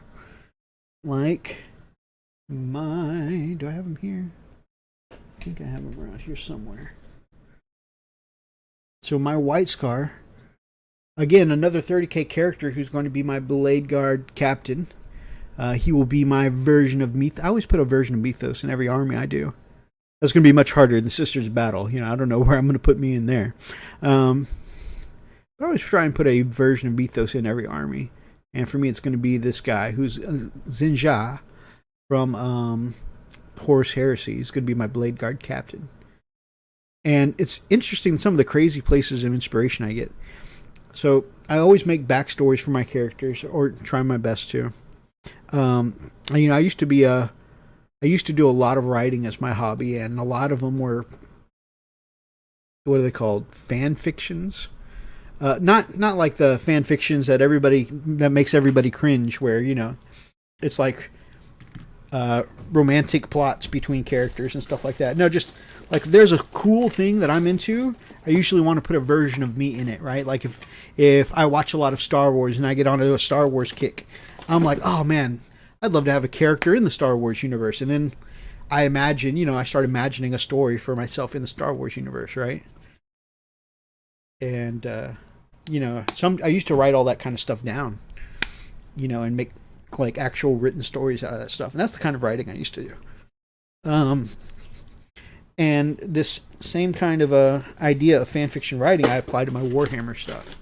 It's just the kind of like I said, it's just one of the ways my creativity works. And I'm more into something when I have a story for it. And it's crazy because the inspiration for my White Scars Blade Guard captain there is going to be based off of it's supposed to be a comedy music video from a channel called Viva La Dirt League, and it's called Loot Lust. And in the song, and thus the music video, is about guys playing PUBG, friends playing PUBG, but it doesn't show them like at the controllers. It shows them actually there on the battlefield experiencing what their soldiers are experiencing. And they've made it to the top 10, and one of their buddies doesn't feel like he's ready for the big battle for the top 10 at the center of the ring. He feels like he hasn't gotten enough gear to face the top 10, And in a lot of these battle royale games, usually the arena is shrinking. Some games do this with, like a storm that's coming in. In this case, they have like what they just call the blue zone. It's like a toxic energy kind of field that's coming in. And in this video, the friend sees a loot box out in this energy field, and he runs over to loot that loot box. And he says he's just going to be a second to grab the first thing out of the box, an item that's going to help them win the game, but gets greedy and keeps looting the loot box and stays out in that blue zone long enough to take damage. And he goes down. And in a lot of these games, when you go down, your teammates can jump in and res you for a few seconds if they get to you fast enough.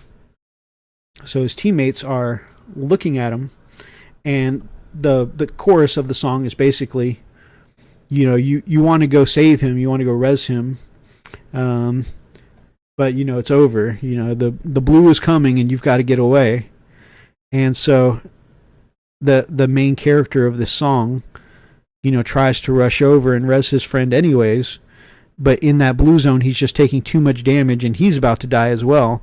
So he has to abandon his friend, and they have to finish the game without him. And anyways, that's kind of the gist of the song and the music video. And this random music video I watched from Viva La Dirt League, a comedy channel, became the inspiration for the backstory of my character. You know, and now that I have a story in my head for this character, I really want to buckle down and finish that character off.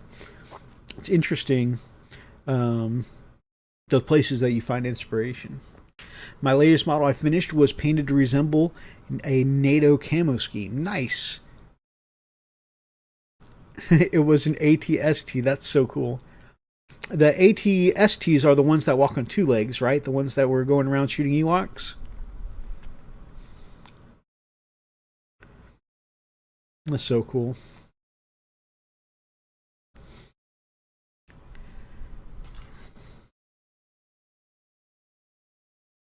That I love that kind of stuff. Similarly, Weather Pig there has a Gundam from a TV show that he has completely painted pink. And he's just put his own spin on it. And I love when people take creative liberties like that.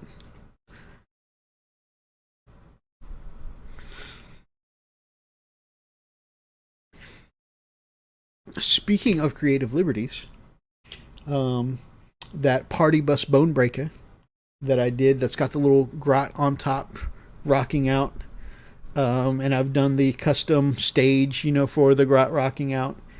The grot, obviously the guitar grot is a third-party model. The speakers are printed by Freak, one of his 3D designs that he downloaded, and the roller itself is from another company. So yeah, that is another thing that would be disqualified under the rules. All right, guys, so we got the red leather highlighted up. We got, oh, I forgot to do the backs of a couple of these. I think I started out doing the backs. Yeah, of two of them. But yeah, I didn't do the back of two of these ribbons here. Get into reading comments sometimes, and sometimes I miss stuff.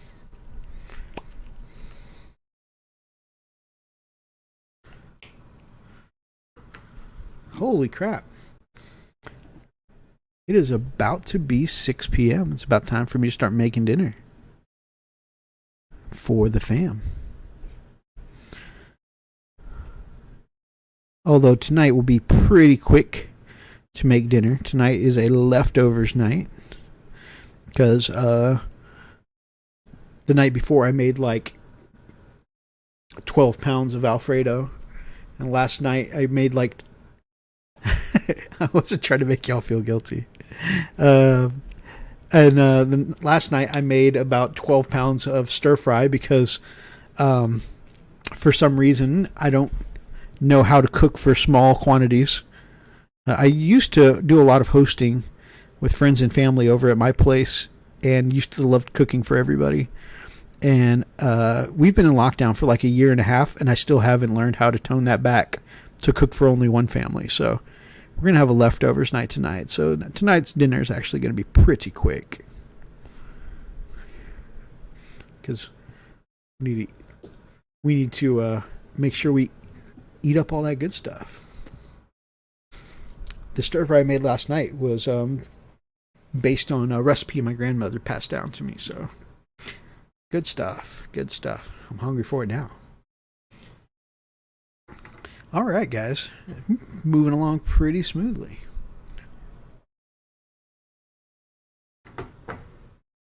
So I've got the reds highlighted. We've painted up, shaded, and highlighted the paper, the Oath of Moment papers. This is mostly getting there, except for the whites. And like I said, I think those lightning bolts, because they're such tiny pieces, I think I want to be able to bring those closer to my face instead of trying to do that on camera. But I do have some extra bright golds here on the shields and the shoulder pads that need to be washed like the rest of my gold.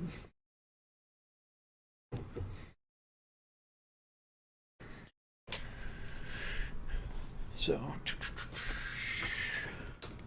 on the Stormcast, I am using the Flesh Wash from Army Painter. It's got a nice kind of reddish tone without being like the dark red. I think it's good for a nice warm gold. Kind of warm, kind of worn down.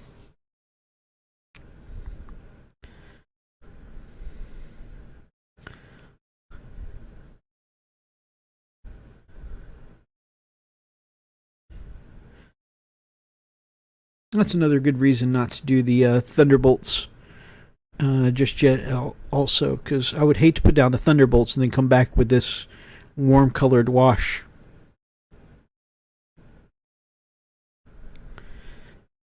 Picked up some Army Painter Metallics today to try it out.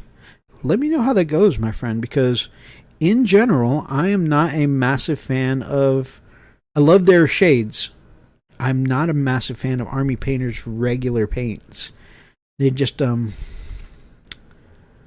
they seem a little too thick for my taste, and it's, they don't, in my opinion, they don't seem to thin down like the paints that I'm accustomed to with GW or Vallejo. They feel off when I'm painting with them. I bought a load of blues when I was starting my Ultramarines army, and I didn't like their consistency. Their washes are incredible, but I just wasn't a fan myself. They usually use AK, Real Color, or Mr. Hobby.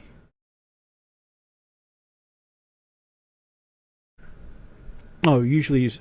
Hey, Miniatures Paintbrush, what's up, my brother? I was just talking about you earlier, and how you are one of the fine gentlemen that landed in this hobby, coming from a scale model background. And Aries here was mentioning that it's good to see people in these separate hobbies kind of coming together and using some of the same techniques. And I mentioned you helped share some of those scale model techniques you use.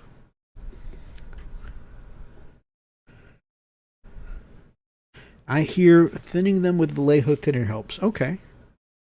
Yeah, definitely. I will give that a good try.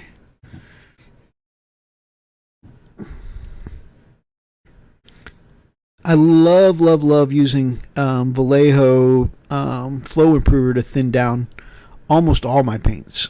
A lot of times you'll see me on stream painting straight from the pot, but that's because typically what I'll do is after using like the first, fifth of the pot, I'll put in a couple of beads, I'll put in some Vallejo Flow Improver, shake it all to boot, and thin the pot directly, so that way it's a nice thin consistency whenever I'm painting. That typically works for me. And sometimes, if I feel like I need more control or whatever, I'll thin it down a little more. But like in general, I just try and thin the whole thing down, and then that saves me trying to thin down every time that I go to use a product. You know what I mean?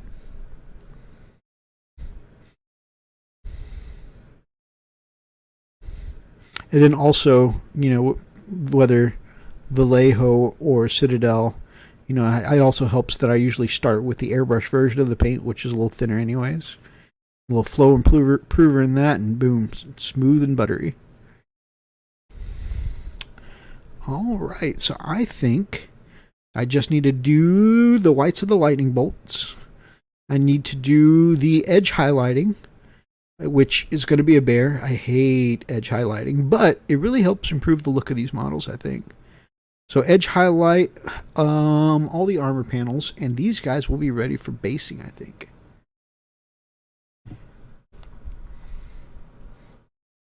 I love painting and building and helping others. Some need motivation to paint. I don't have that issue. I need motivation to play. I love building and painting. Very, very cool. You are definitely an excellent teacher in the hobby, my brother, helping and motivating others.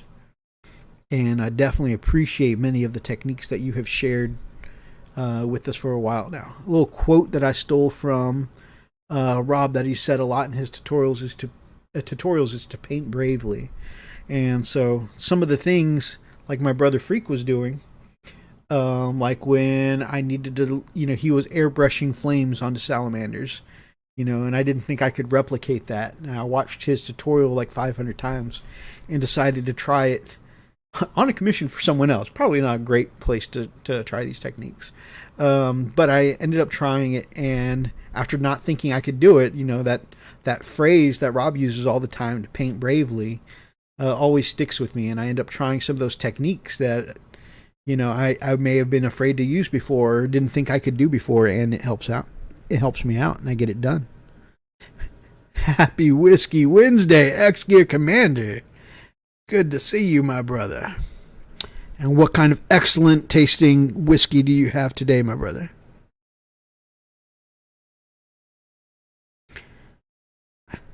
My favorite is Crown Royal.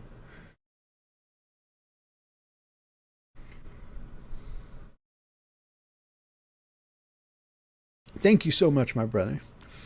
Yes, I definitely recommend Miniature Paintbrush to anyone,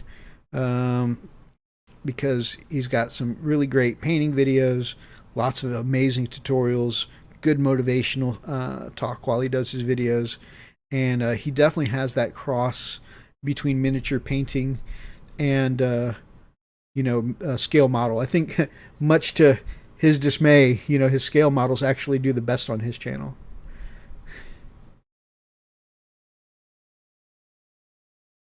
Hopefully the pillow. I'm dead tired of the world. Oh man, sounds like you had a long day, my brother.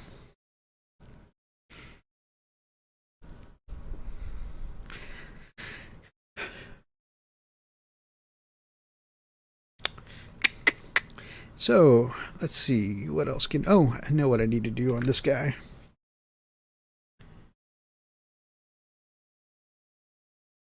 One of these guys has an emblem in gold at their waist, and it was right in the middle of the red leather I was painting, so I didn't bother picking it out until I was done because it hung kind of low. Yep, there we go.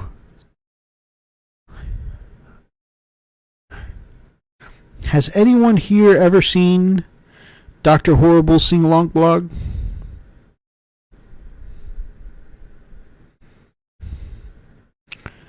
With Nathan Fillion and oh my goodness, Neil Patrick Harris. Oh my goodness, he is amazing in that. Both of them are amazing, and Felicia Day, of course. But man, the combination of Neil Patrick Harris and Felicia Day is fantastic and hilarious.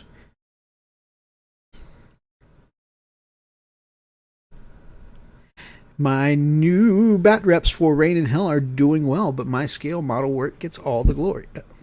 Sorry, I keep smacking that mic. I was smacking the camera earlier, now I'm smacking the microphone. Man, I need to go back and watch that bat rep. I was stuck in an airport when I went to go watch the first one, and man, I could not keep a consistent signal in that airport for the battle report. It was like I'd get through 2 minutes, and then it would stop, and then 2 minutes, and then stop. It's cool that you got to use your models from your Flesh Eater quartz as your demon army in that, though, in that Rain and Hell game. That was pretty cool to see. But yeah, I definitely need to finish that battle report.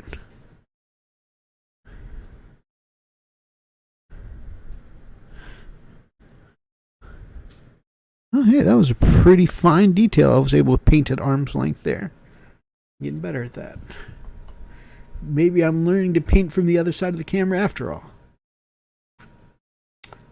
My favorite whiskey is Toki from the House of Suntory in Japan. Ooh, fancy schmancy. Very nice, very nice.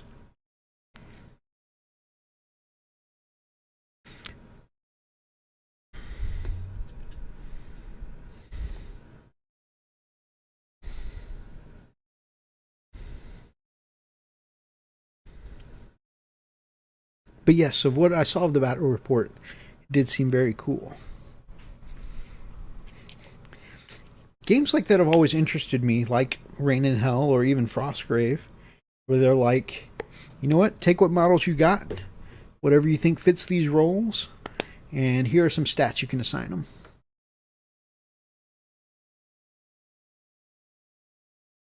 Okay. Yeah, I remember you saying that the Warma Hordes used to be your thing. Was that in your Tau video you were talking about it? Your Tau Faces video? How you used to play Warma Hordes, but you felt like the scene was just ultra competitive and you got out?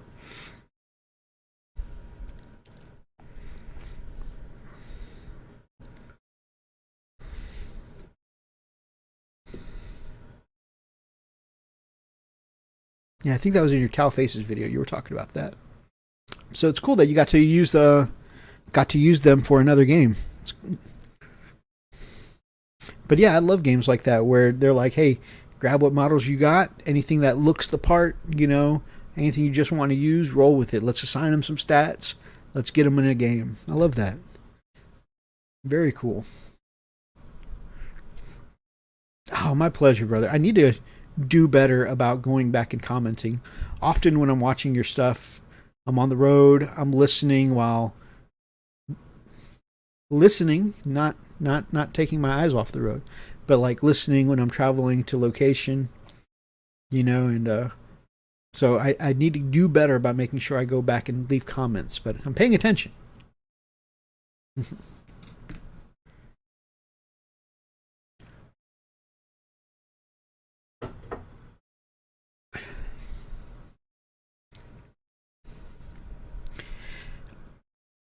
All right, guys. So I think we are mostly done. I think, and I've said this before and made a massive mistake, but I just need to clean up the black armor, do my edge highlights, and paint in those thunderbolts, guys. So I think the next time I see you, this squad will be done. Kaiju, my man. Oh, we've got some lovely, lovely people coming in. I need to find something to paint to keep continuing on. Or I guess I could start. I guess I could start with the edge highlighting. We all know how much I love the edge highlighting. Actually, having you guys here motivates me to do stuff like edge highlighting, though. All right. What's that first color? Incubi Darkness. We're gonna start on it.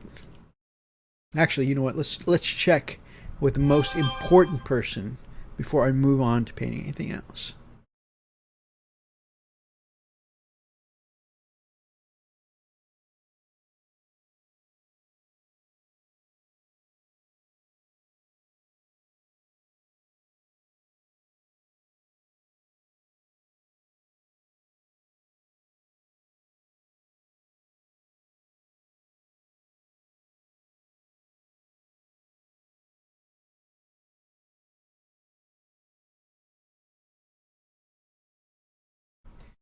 Alright guys, we are good to continue on the stream, and we're going to start with the edge highlight. We're going to smack our microphone again, because apparently that's what we do. We're going to start with our edge highlighting again.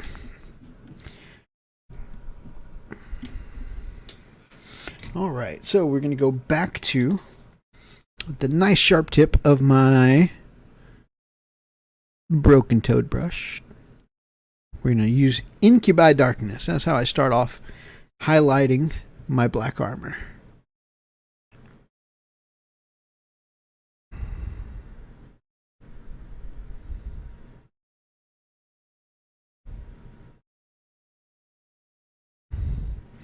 And this is just going to be a thin layer here or not thin, a kind of thick layer here on the edges. And it's going to add some visual interest, but you know, it doesn't stand out that well when it dries up. But it's enough that a lot of people register there's another color there, they just can't quite pick it out. Which makes it, I think, perfect for that next highlight when I go in with the Fenrizi, or with the Rust Gray. And again, because I've used that lovely flow improver to pre-thin my pot, you know, it all is nice and smooth, no chunky bits as I go and edge highlight.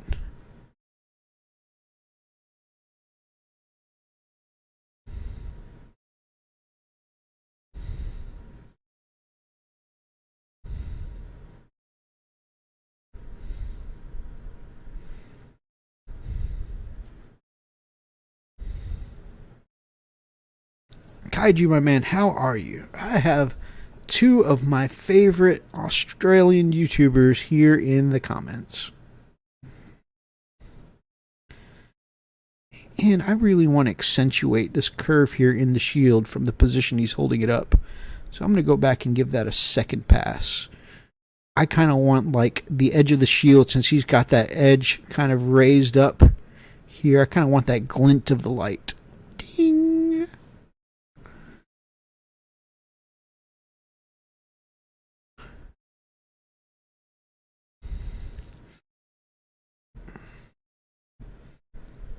See, now that it's dried up, it dries up kind of clear.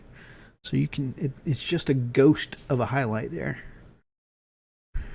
which I love.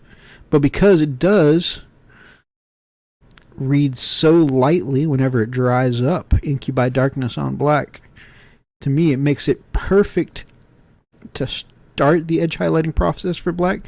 But I don't feel like I have to be super, super careful when I do this, because it blends in together really well.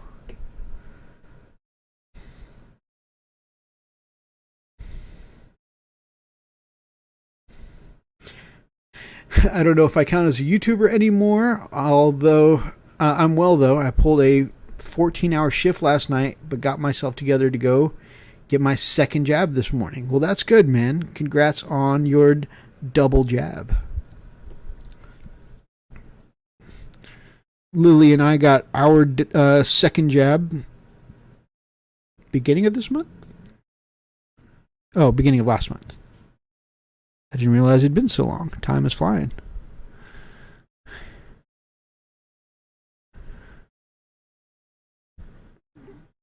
But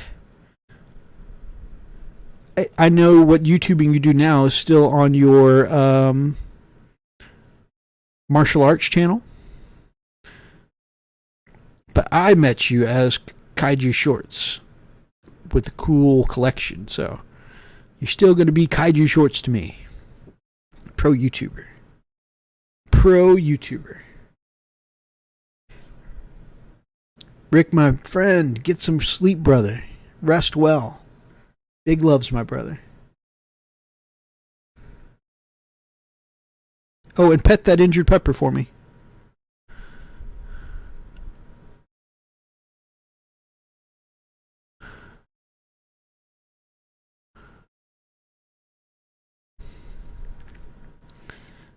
Of course, it would be while I'm doing one of the final steps. I see a glyph in this gauntlet here that I need to go back and paint gold.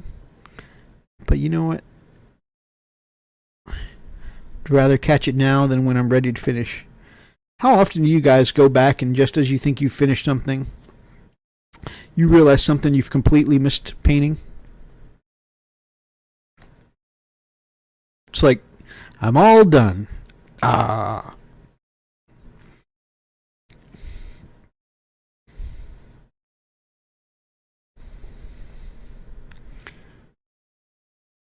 Thinking about doing a quick video for this channel. Very nice. Second guessing yourself why you want to do any content at all. Understandable, my brother. Understandable. Lots of YouTubers get that Peter Parker moment. So that's completely understandable. No pressure at all, my brother. Just big loves.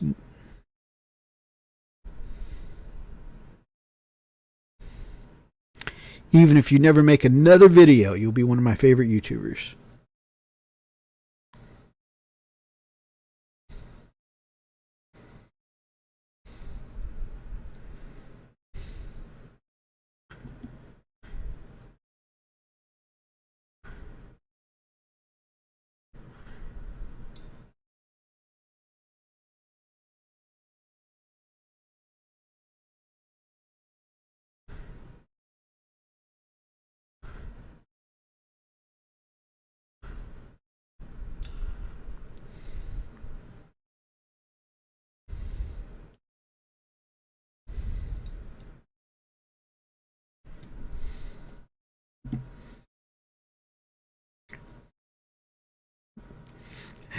I do that all the time. Crap, I missed this whole weapon.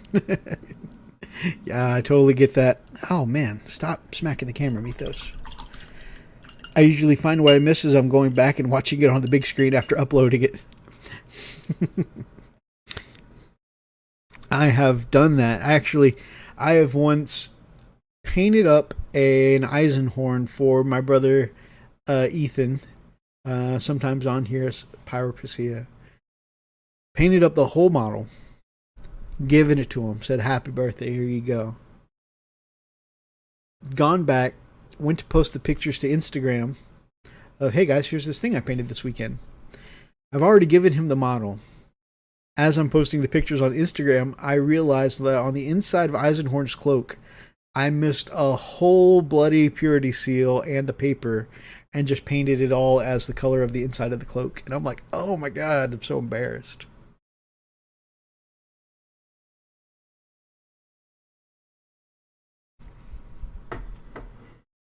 I told him once, when are you going to bring that by so I can fix that last detail of your gift? He just laughed. I don't think he knows I'm serious. I need to fix it. It's bothering me. It bothers me to this day. It wakes me up at night.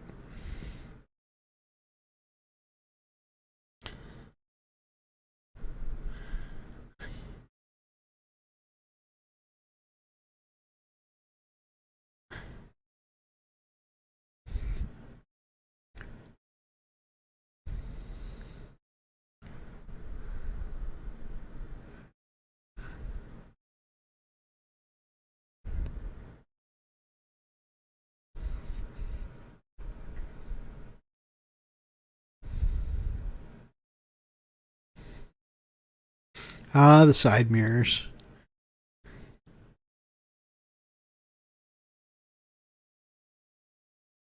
I could definitely see how that would be an easy detail to miss.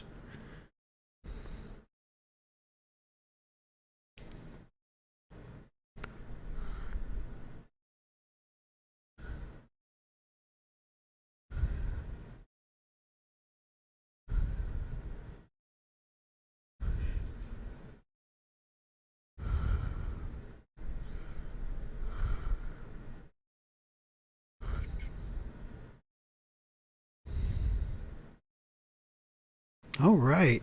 That is one guy. First edge highlight down. 3 more to go.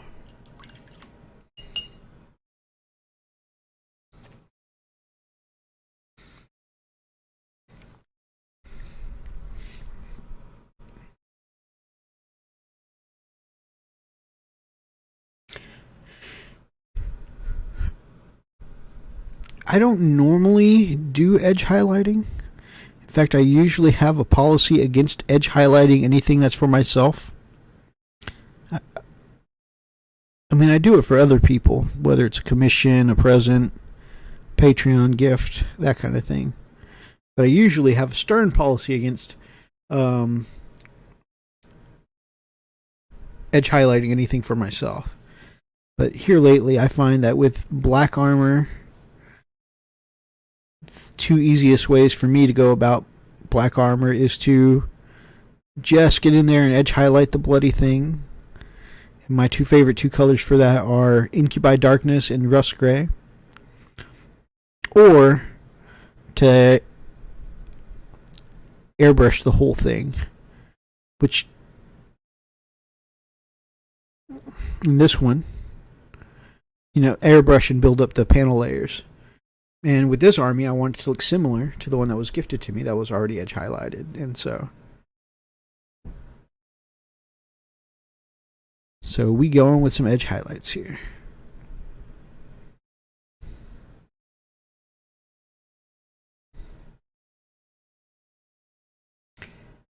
Kenk, good to see you, my friend. Painting my favorite boys. Getting into some orcs tonight. Getting in some wah.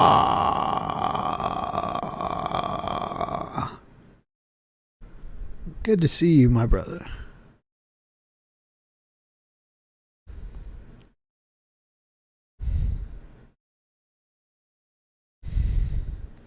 I did, and I need to post them up on Instagram or whatever, but I wanted to see them on Loki approved today on the Pickle Jar stream. But I did get my Ludas finished up today from Gear Guts. Pretty pleased with the way they came out.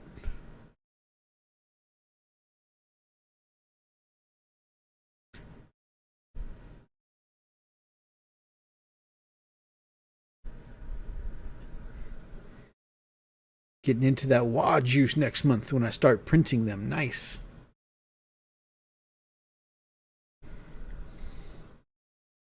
Very cool, my brother. Very cool. Oh.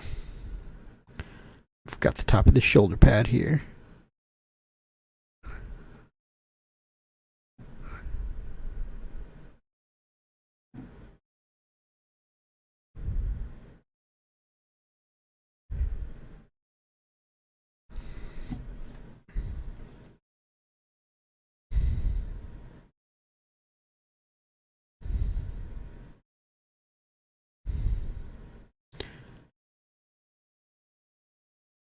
I have a buttload of Gear Gut stuff, just going to chill here whilst I work. Nice, nice. I definitely love the Gear Gut stuff I've gotten so far. And my first order was the Ludas, and the next project I'll be doing of my orcs will be the Tank Busters. And then I've got 5 Storm Boys to put together from G-Dubs, and I want to get a bunch of their. I've still got a bunch of gray orc boys, and I want to get some of the rocket packs from Gear Guts and make more Storm Boys and paint them all up at once.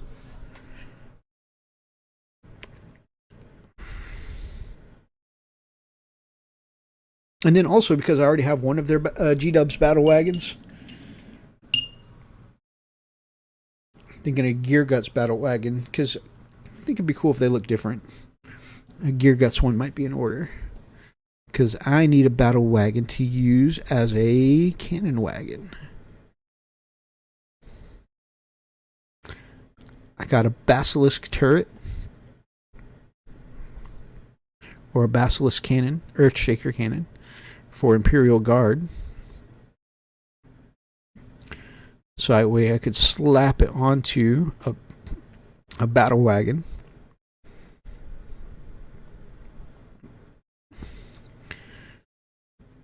And I know I was just lamenting earlier about not being able to use my orcs at G-Dubs because, so much of it is not G-Dub products. But I figure at this point, the orcs in the store are already a lost cause. So, like I said, I've got Spellcrow, I've got Gear Gut stuff in my orc army. They're a lost cause at the G-Dub store. We'll just play one of the other armies.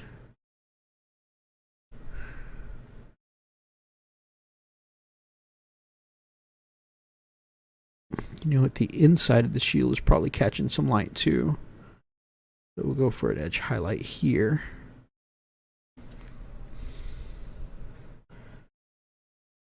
Loads of flash kits. That's, I mentioned that orc ballistic skill seemed to frustrate me, and Big Mech Dan Skull, Dan recommended I try out some flash kits, and I just need a way to transport them to get them close. for that short range of a flash kit. But they said they have great shooting, so they are my next. Once I get my Ludas and my Tank Busters sorted, they are definitely my next heavy weapon I want to sort from Gear Guts, because I really like the scrap guns that Gear Guts does. Overall, I'm just a big fan of Kyle's designs.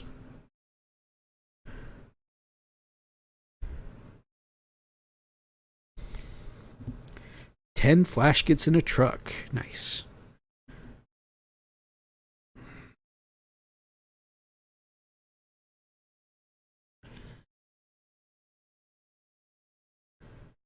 That sounds like good times, my man.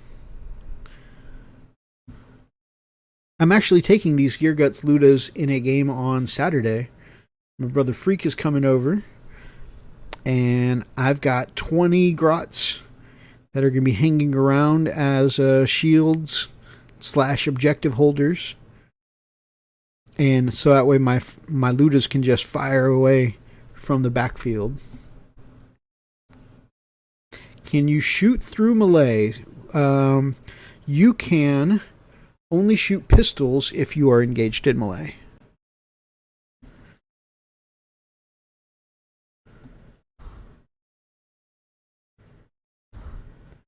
And you got to fire those pistols at whoever you're currently engaged with.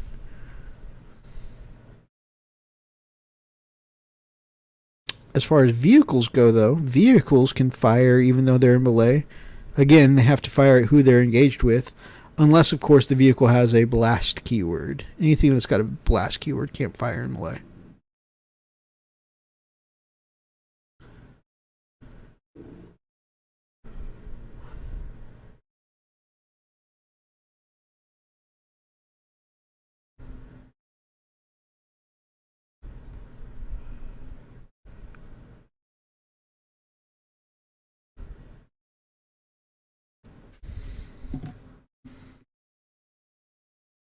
My friendly local gaming store pre-ordered the Dominion box set for me tonight. Nice. You can never be too careful when it comes to G-dubs and their lack of inventory. That is really awesome. I didn't know you were going to get the Dominion set, my friend. That is really cool to hear. Are you splitting? What will you be painting out of the set, my brother?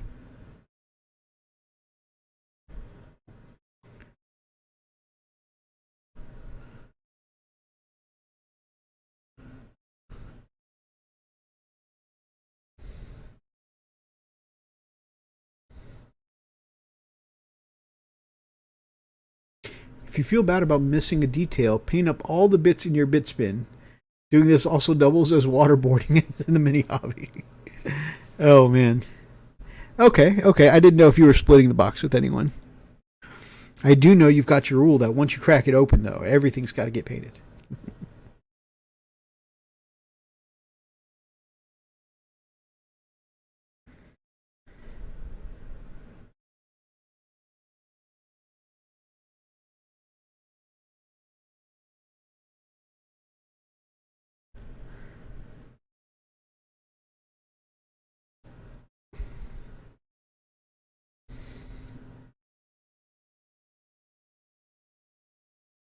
That's what I remember too. I used to be high speed, some sacrificial bugs to cause a melee and tie up a unit or two, so my better shooters could move through using the melee as a shield. Yeah, absolutely.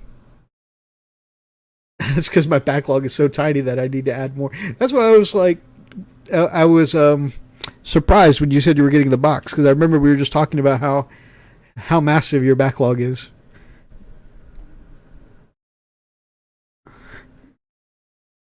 I'm splitting it with my brother begrudgingly. I'm taking the Stormcast.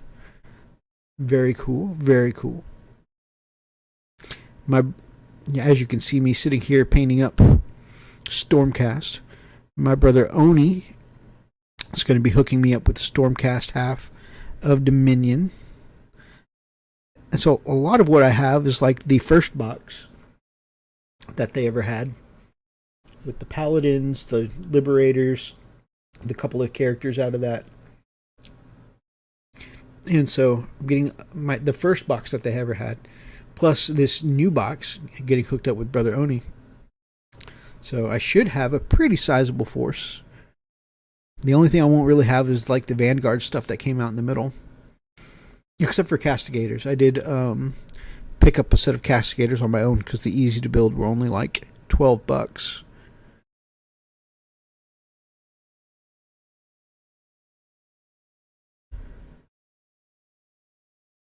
Sometimes I just look up to see, if there are any like discounted prices on Amazon. Like the easy to builds, $12. Or that Star Wars set. It's like a $30 core set. And I got it for, it was 60%, it was 60 or 70% off. It was something super cheap. It was like $14. I was like, what? I will take that.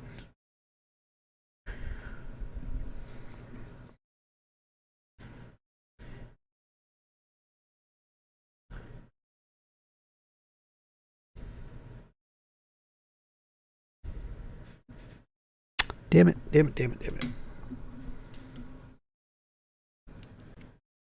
That was just a shaky hand moment.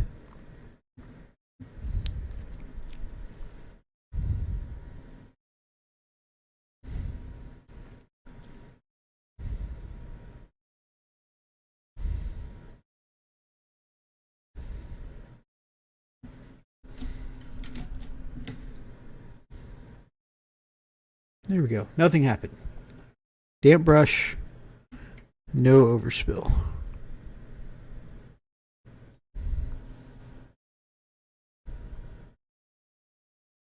The Vanguard chamber isn't worth it. The Wizard chamber sacrosanct is my favorite. Nice.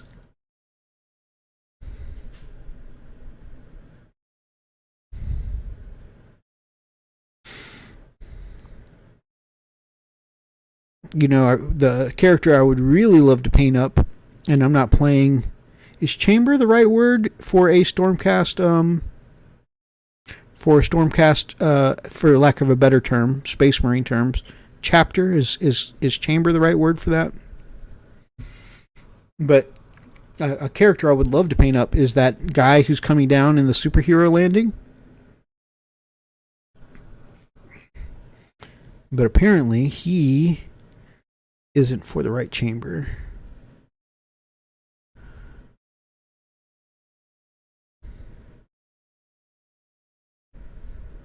I think these black and gold guys I'm painting up are like the Hammers of Anvilmar or something like that.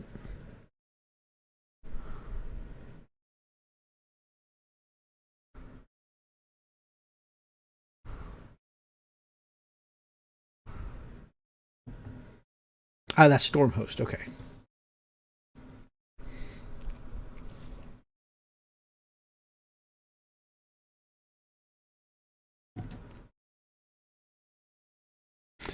Might be doing Stormcast as my new army for 2022. Very nice.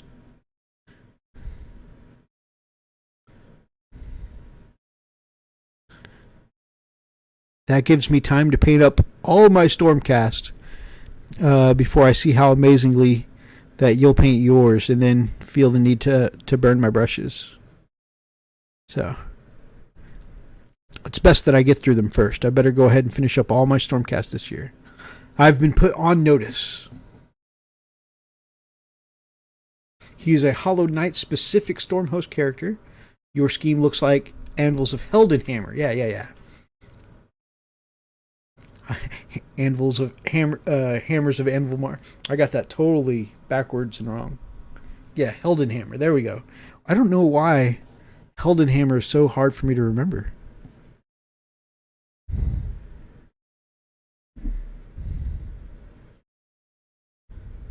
Also, there's some kind of little talisman or whatever on his shoulder pad here. Completely missed that. I'll need to go back and paint that.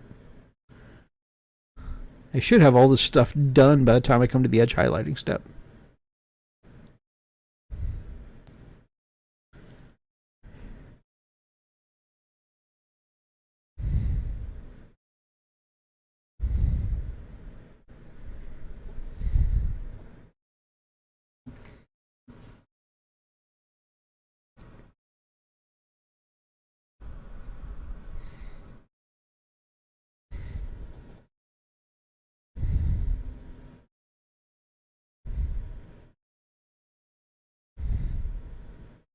Very cool, my brother. Very cool.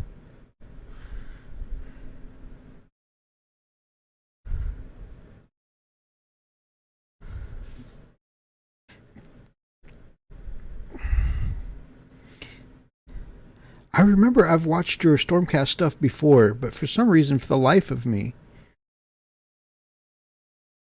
I cannot remember the name of the Storm host. I remember they were your turquoise guys, right?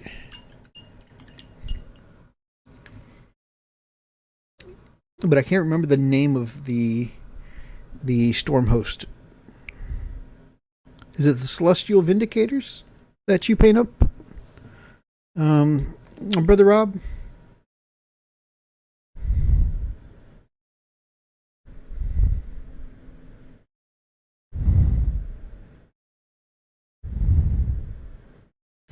Interestingly, I didn't actually pick this Storm host. So my brother Oni gifted me this Stormcast army, and some of the models in it were already painted up, and he did such a phenomenal job painting them up. I was like, you know what, this looks too good to change. He's like, yeah, strip him, do whatever you want to him, but I was like, these guys look too good to change. I want to keep what he's done, you know, and honor what came before me, and just add to it. So if I've decided to keep the color scheme, and so kind of by default, I'm the Anvils of Heldenhammer.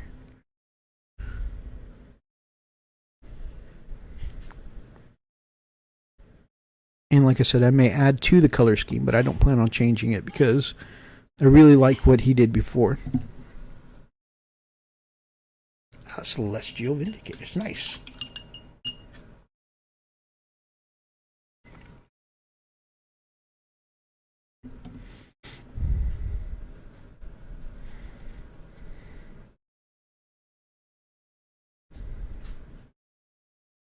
Shield. And shield.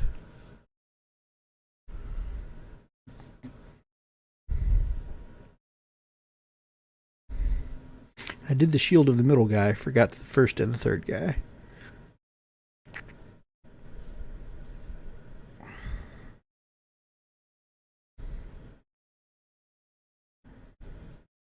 We'll do the left side of these guys' shields.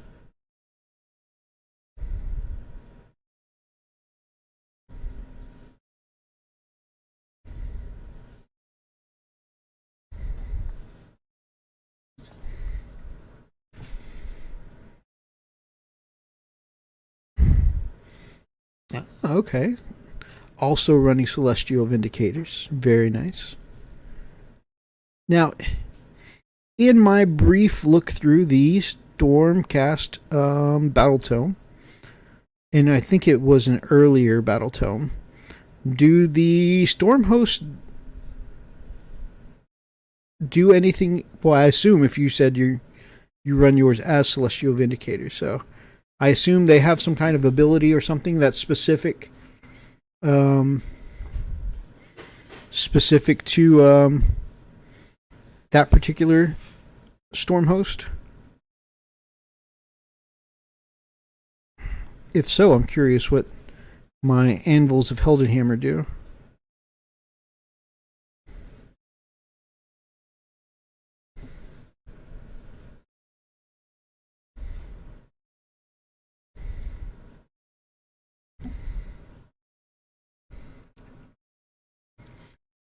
Working on 6 battle suits, stealth suits. Very nice, very nice. Painted up 6 of them myself before. For my brother Roxas. Could not roll my R's there for a second. Not that Roxas ever rolls his R's. That's just me.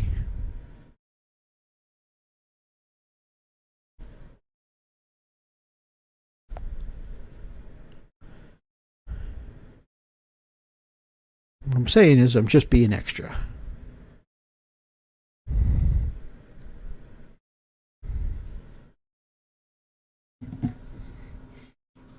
Which anytime I say that now, I always think of my mother-in-law saying, extra what?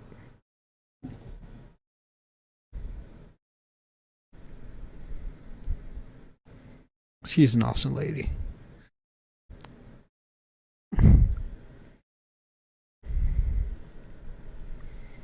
Okay, okay. So very similar to like a Space Marine chapter, I see. Well, I need to study up on my hammers and learn more about them.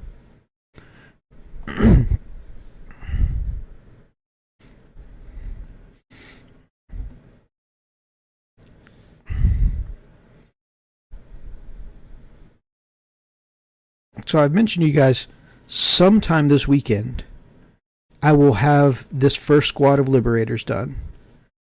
Right? And so I think what I'm also going to commit to is sometime this week, I need to go back and base the squads that Oni has already painted for me. And then I'm not sure what unit I'll move on to next. I'm thinking maybe Paladins. But once I get them all based, I'll show you guys what I've got going so far for the army and what's coming next. Because my brother Oni's birthday, July 18th? Sometime middle of July. I'm sure Oni might correct me here in the comments. Middle of July. Oni's birthday, and we're going to do a little bit of birthday gaming. Kind of like Pickle, who's doing some Blood Bowl for his birthday. For my birthday, we did some 40K over at my brother Cloud's house and had some people over, and it was pretty awesome. And for Oni's birthday, we're doing some Age of Sigmar. And so this will be my first game. This is my first force ever of Age of Sigmar. So I'll show you guys kind of like where my army is once I get some stuff based. And we'll talk about what will be coming next. Because I've got a list kind of mapped out. Although, I don't know if that might actually change. You know, I might, depending on when I get the Dominion set in hand, you know, I might chop and change my list a little bit to bring some of the cool new stuff. Because Barney Stinson, who's a great man, who gives words to live by, who says, new is always better, which I think might be applicable to Games Workshop stuff.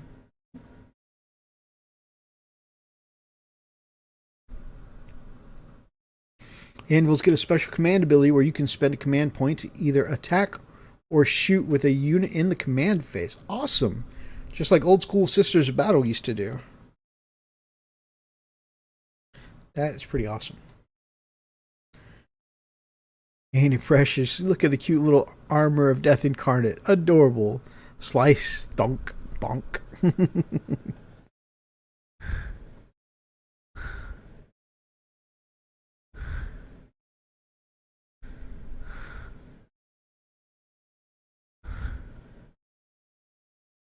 Yep. Brother Oni will be playing Flesh Eater Courts. And Brother Freak will be playing Sylvaneth.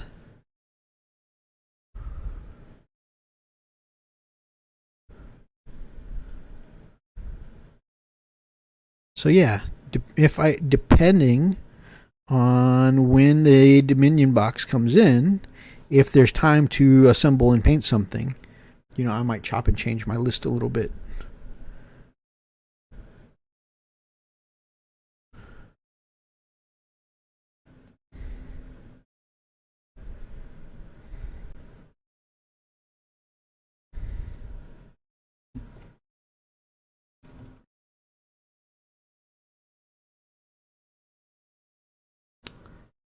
Flesh Eater Quartz all day, every day. Gross, Flesh Eater Quartz.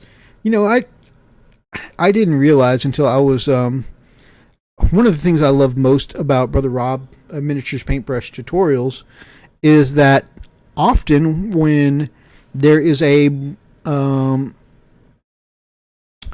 spot in the commentary where he doesn't need to talk about what he's doing, you know, like painting the same thing for a little. If there's any lulls, he fills it typically with some lore and knowledge about what he's painting.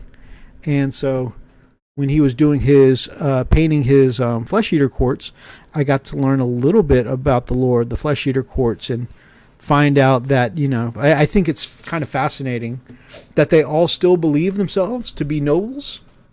Aries, great seeing you. Take it easy, my friend. That they all still believe themselves to be nobles, and they don't realize that they're weird undead cannibals, and that they think that they're noble knights out there doing the good king's work, and that when they're actually cannibalizing, they think they're feasting, like in a proper feasting hall after their victory. I think actually all that's fascinating, the twisted mindset that, is like a noble celebration for them, but a horror for somebody else on the other end.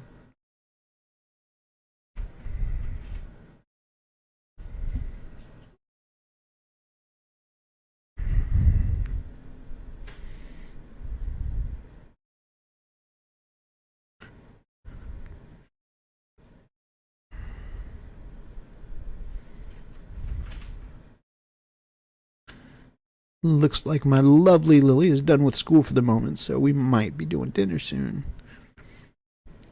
But I'm so close to finishing up this bit of edge highlight on all these sharp edges here. Gross, you mean tasty.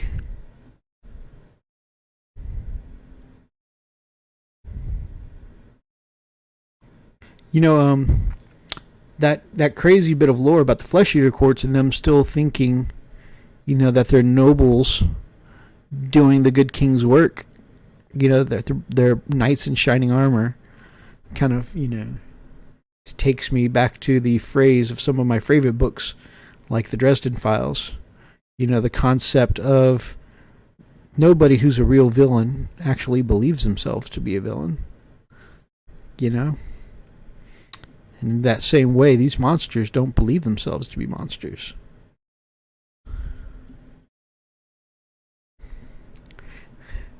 In a lightless cave, tearing and chomping on their victims. They're having a nice banquet. Exactly. In my day, vampires were just regular old vampires. Not that I'm making fun of you, Kaiju. That's the way I always think of when I see the in my day stuff.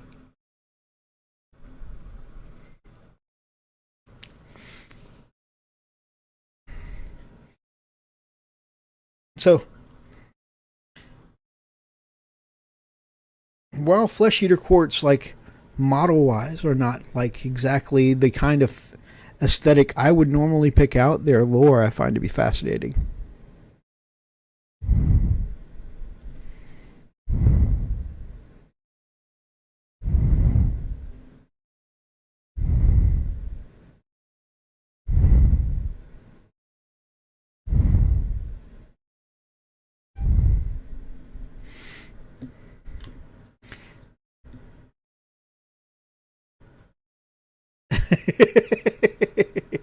Nah, that's exactly how I sound. Locked out has aged me by 40 years. Oh, goodness.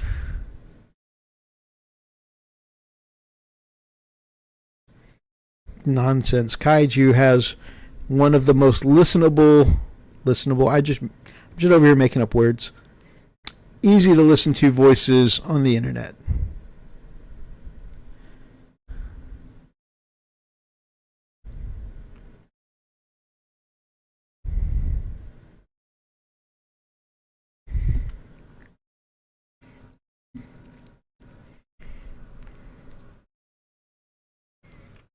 Vampire counts. I just remember 4 vampire strains with their own powers and cool concepts.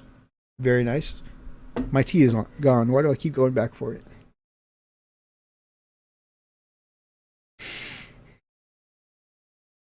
Vince made me paint them. I literally split the box with him. Yep, and Brother Rob has a rule. Once he opens a box, he's got to finish it. No more cereal until he finishes that box.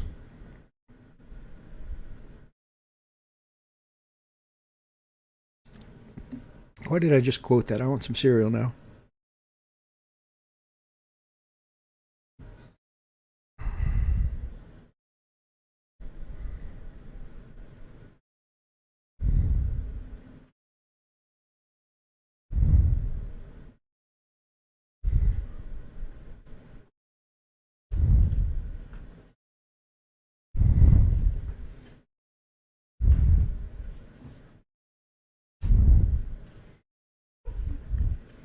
my gorgeousness. I'm just doing some armor panels on this last guy, and then I'll start getting dinner ready.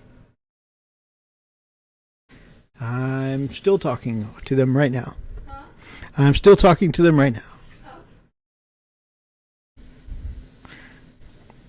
Everybody say hi to the lovely and enchanting Lily Kushranada.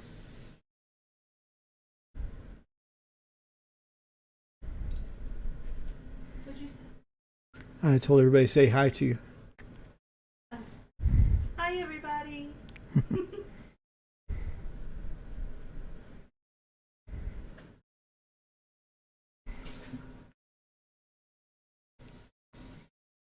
Oh, Loner might be doing a podcast about all things AOS. I haven't yet broken down and gotten an app for podcasts and stuff like that, but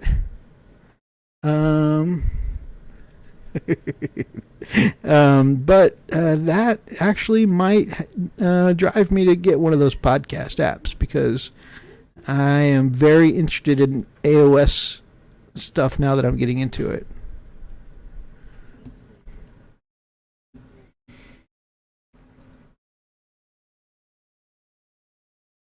Lots of greetings from the comments, my love. Yay.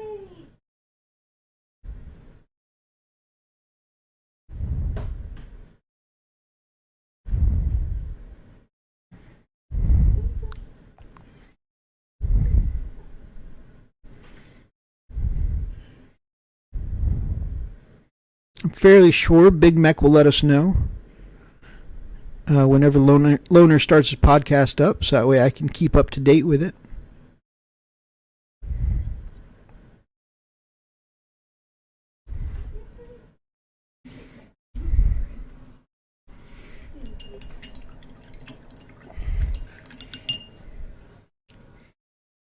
I'm so glad you guys hung out with me while I did that, because I loathe edge highlighting, and getting the thick one out of the way while chatting with you guys will make it so much easier. All I got to go back in is with the rust gray and hit that fine edge highlight. Then, like I said, do the thunderbolts. And any little bits I missed, like one of them's got some kind of talisman hanging off his shoulder pad.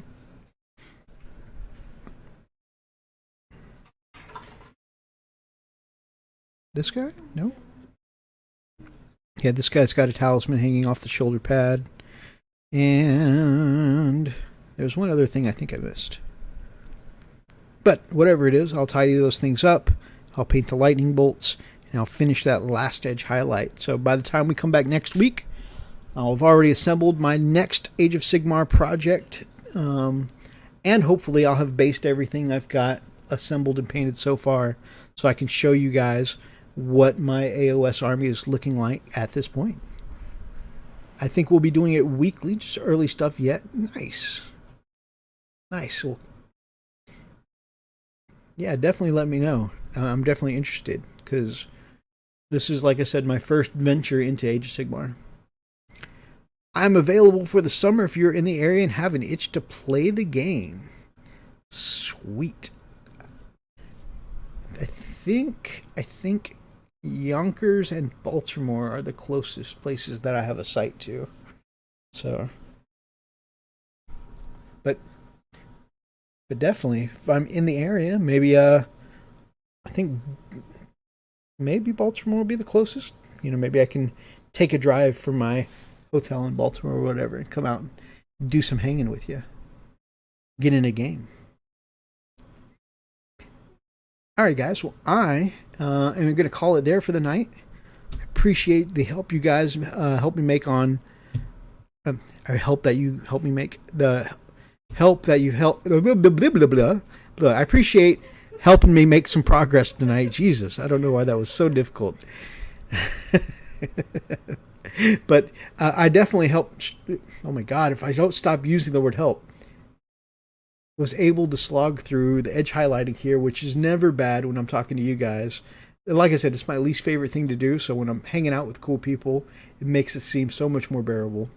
And I'm really excited to have my first squad of Sigmar guys all just about done up. So That's the first squad. I think paladins are going to be maybe my castigators. They're easy to build, and I hate building. Actually, yeah, this is sounding pretty certainly like castigators will be next. Not far from Baltimore. Sweet. Guys, thanks for hanging out with me tonight. If you guys enjoyed tonight's random hangout session, I do plan on doing this every Wednesday night around 5 p.m. U.S. Central Time. So I'm going to continue these Wednesday paintings. If you guys like tonight's episode, please make sure that you grab up an axe and smash that like button in the name of the Emperor. If you're watching from the archives, drop us comments down below and feel free to be part of any of tonight's ridiculous conversations. And if you guys are not yet subscribed to any of my Chilling Network brothers below, or if you're not yet subscribed to this guy right here, then we would love to have you as part of the pack here on the Frost and Fist. Until next time, guys, stay frosty.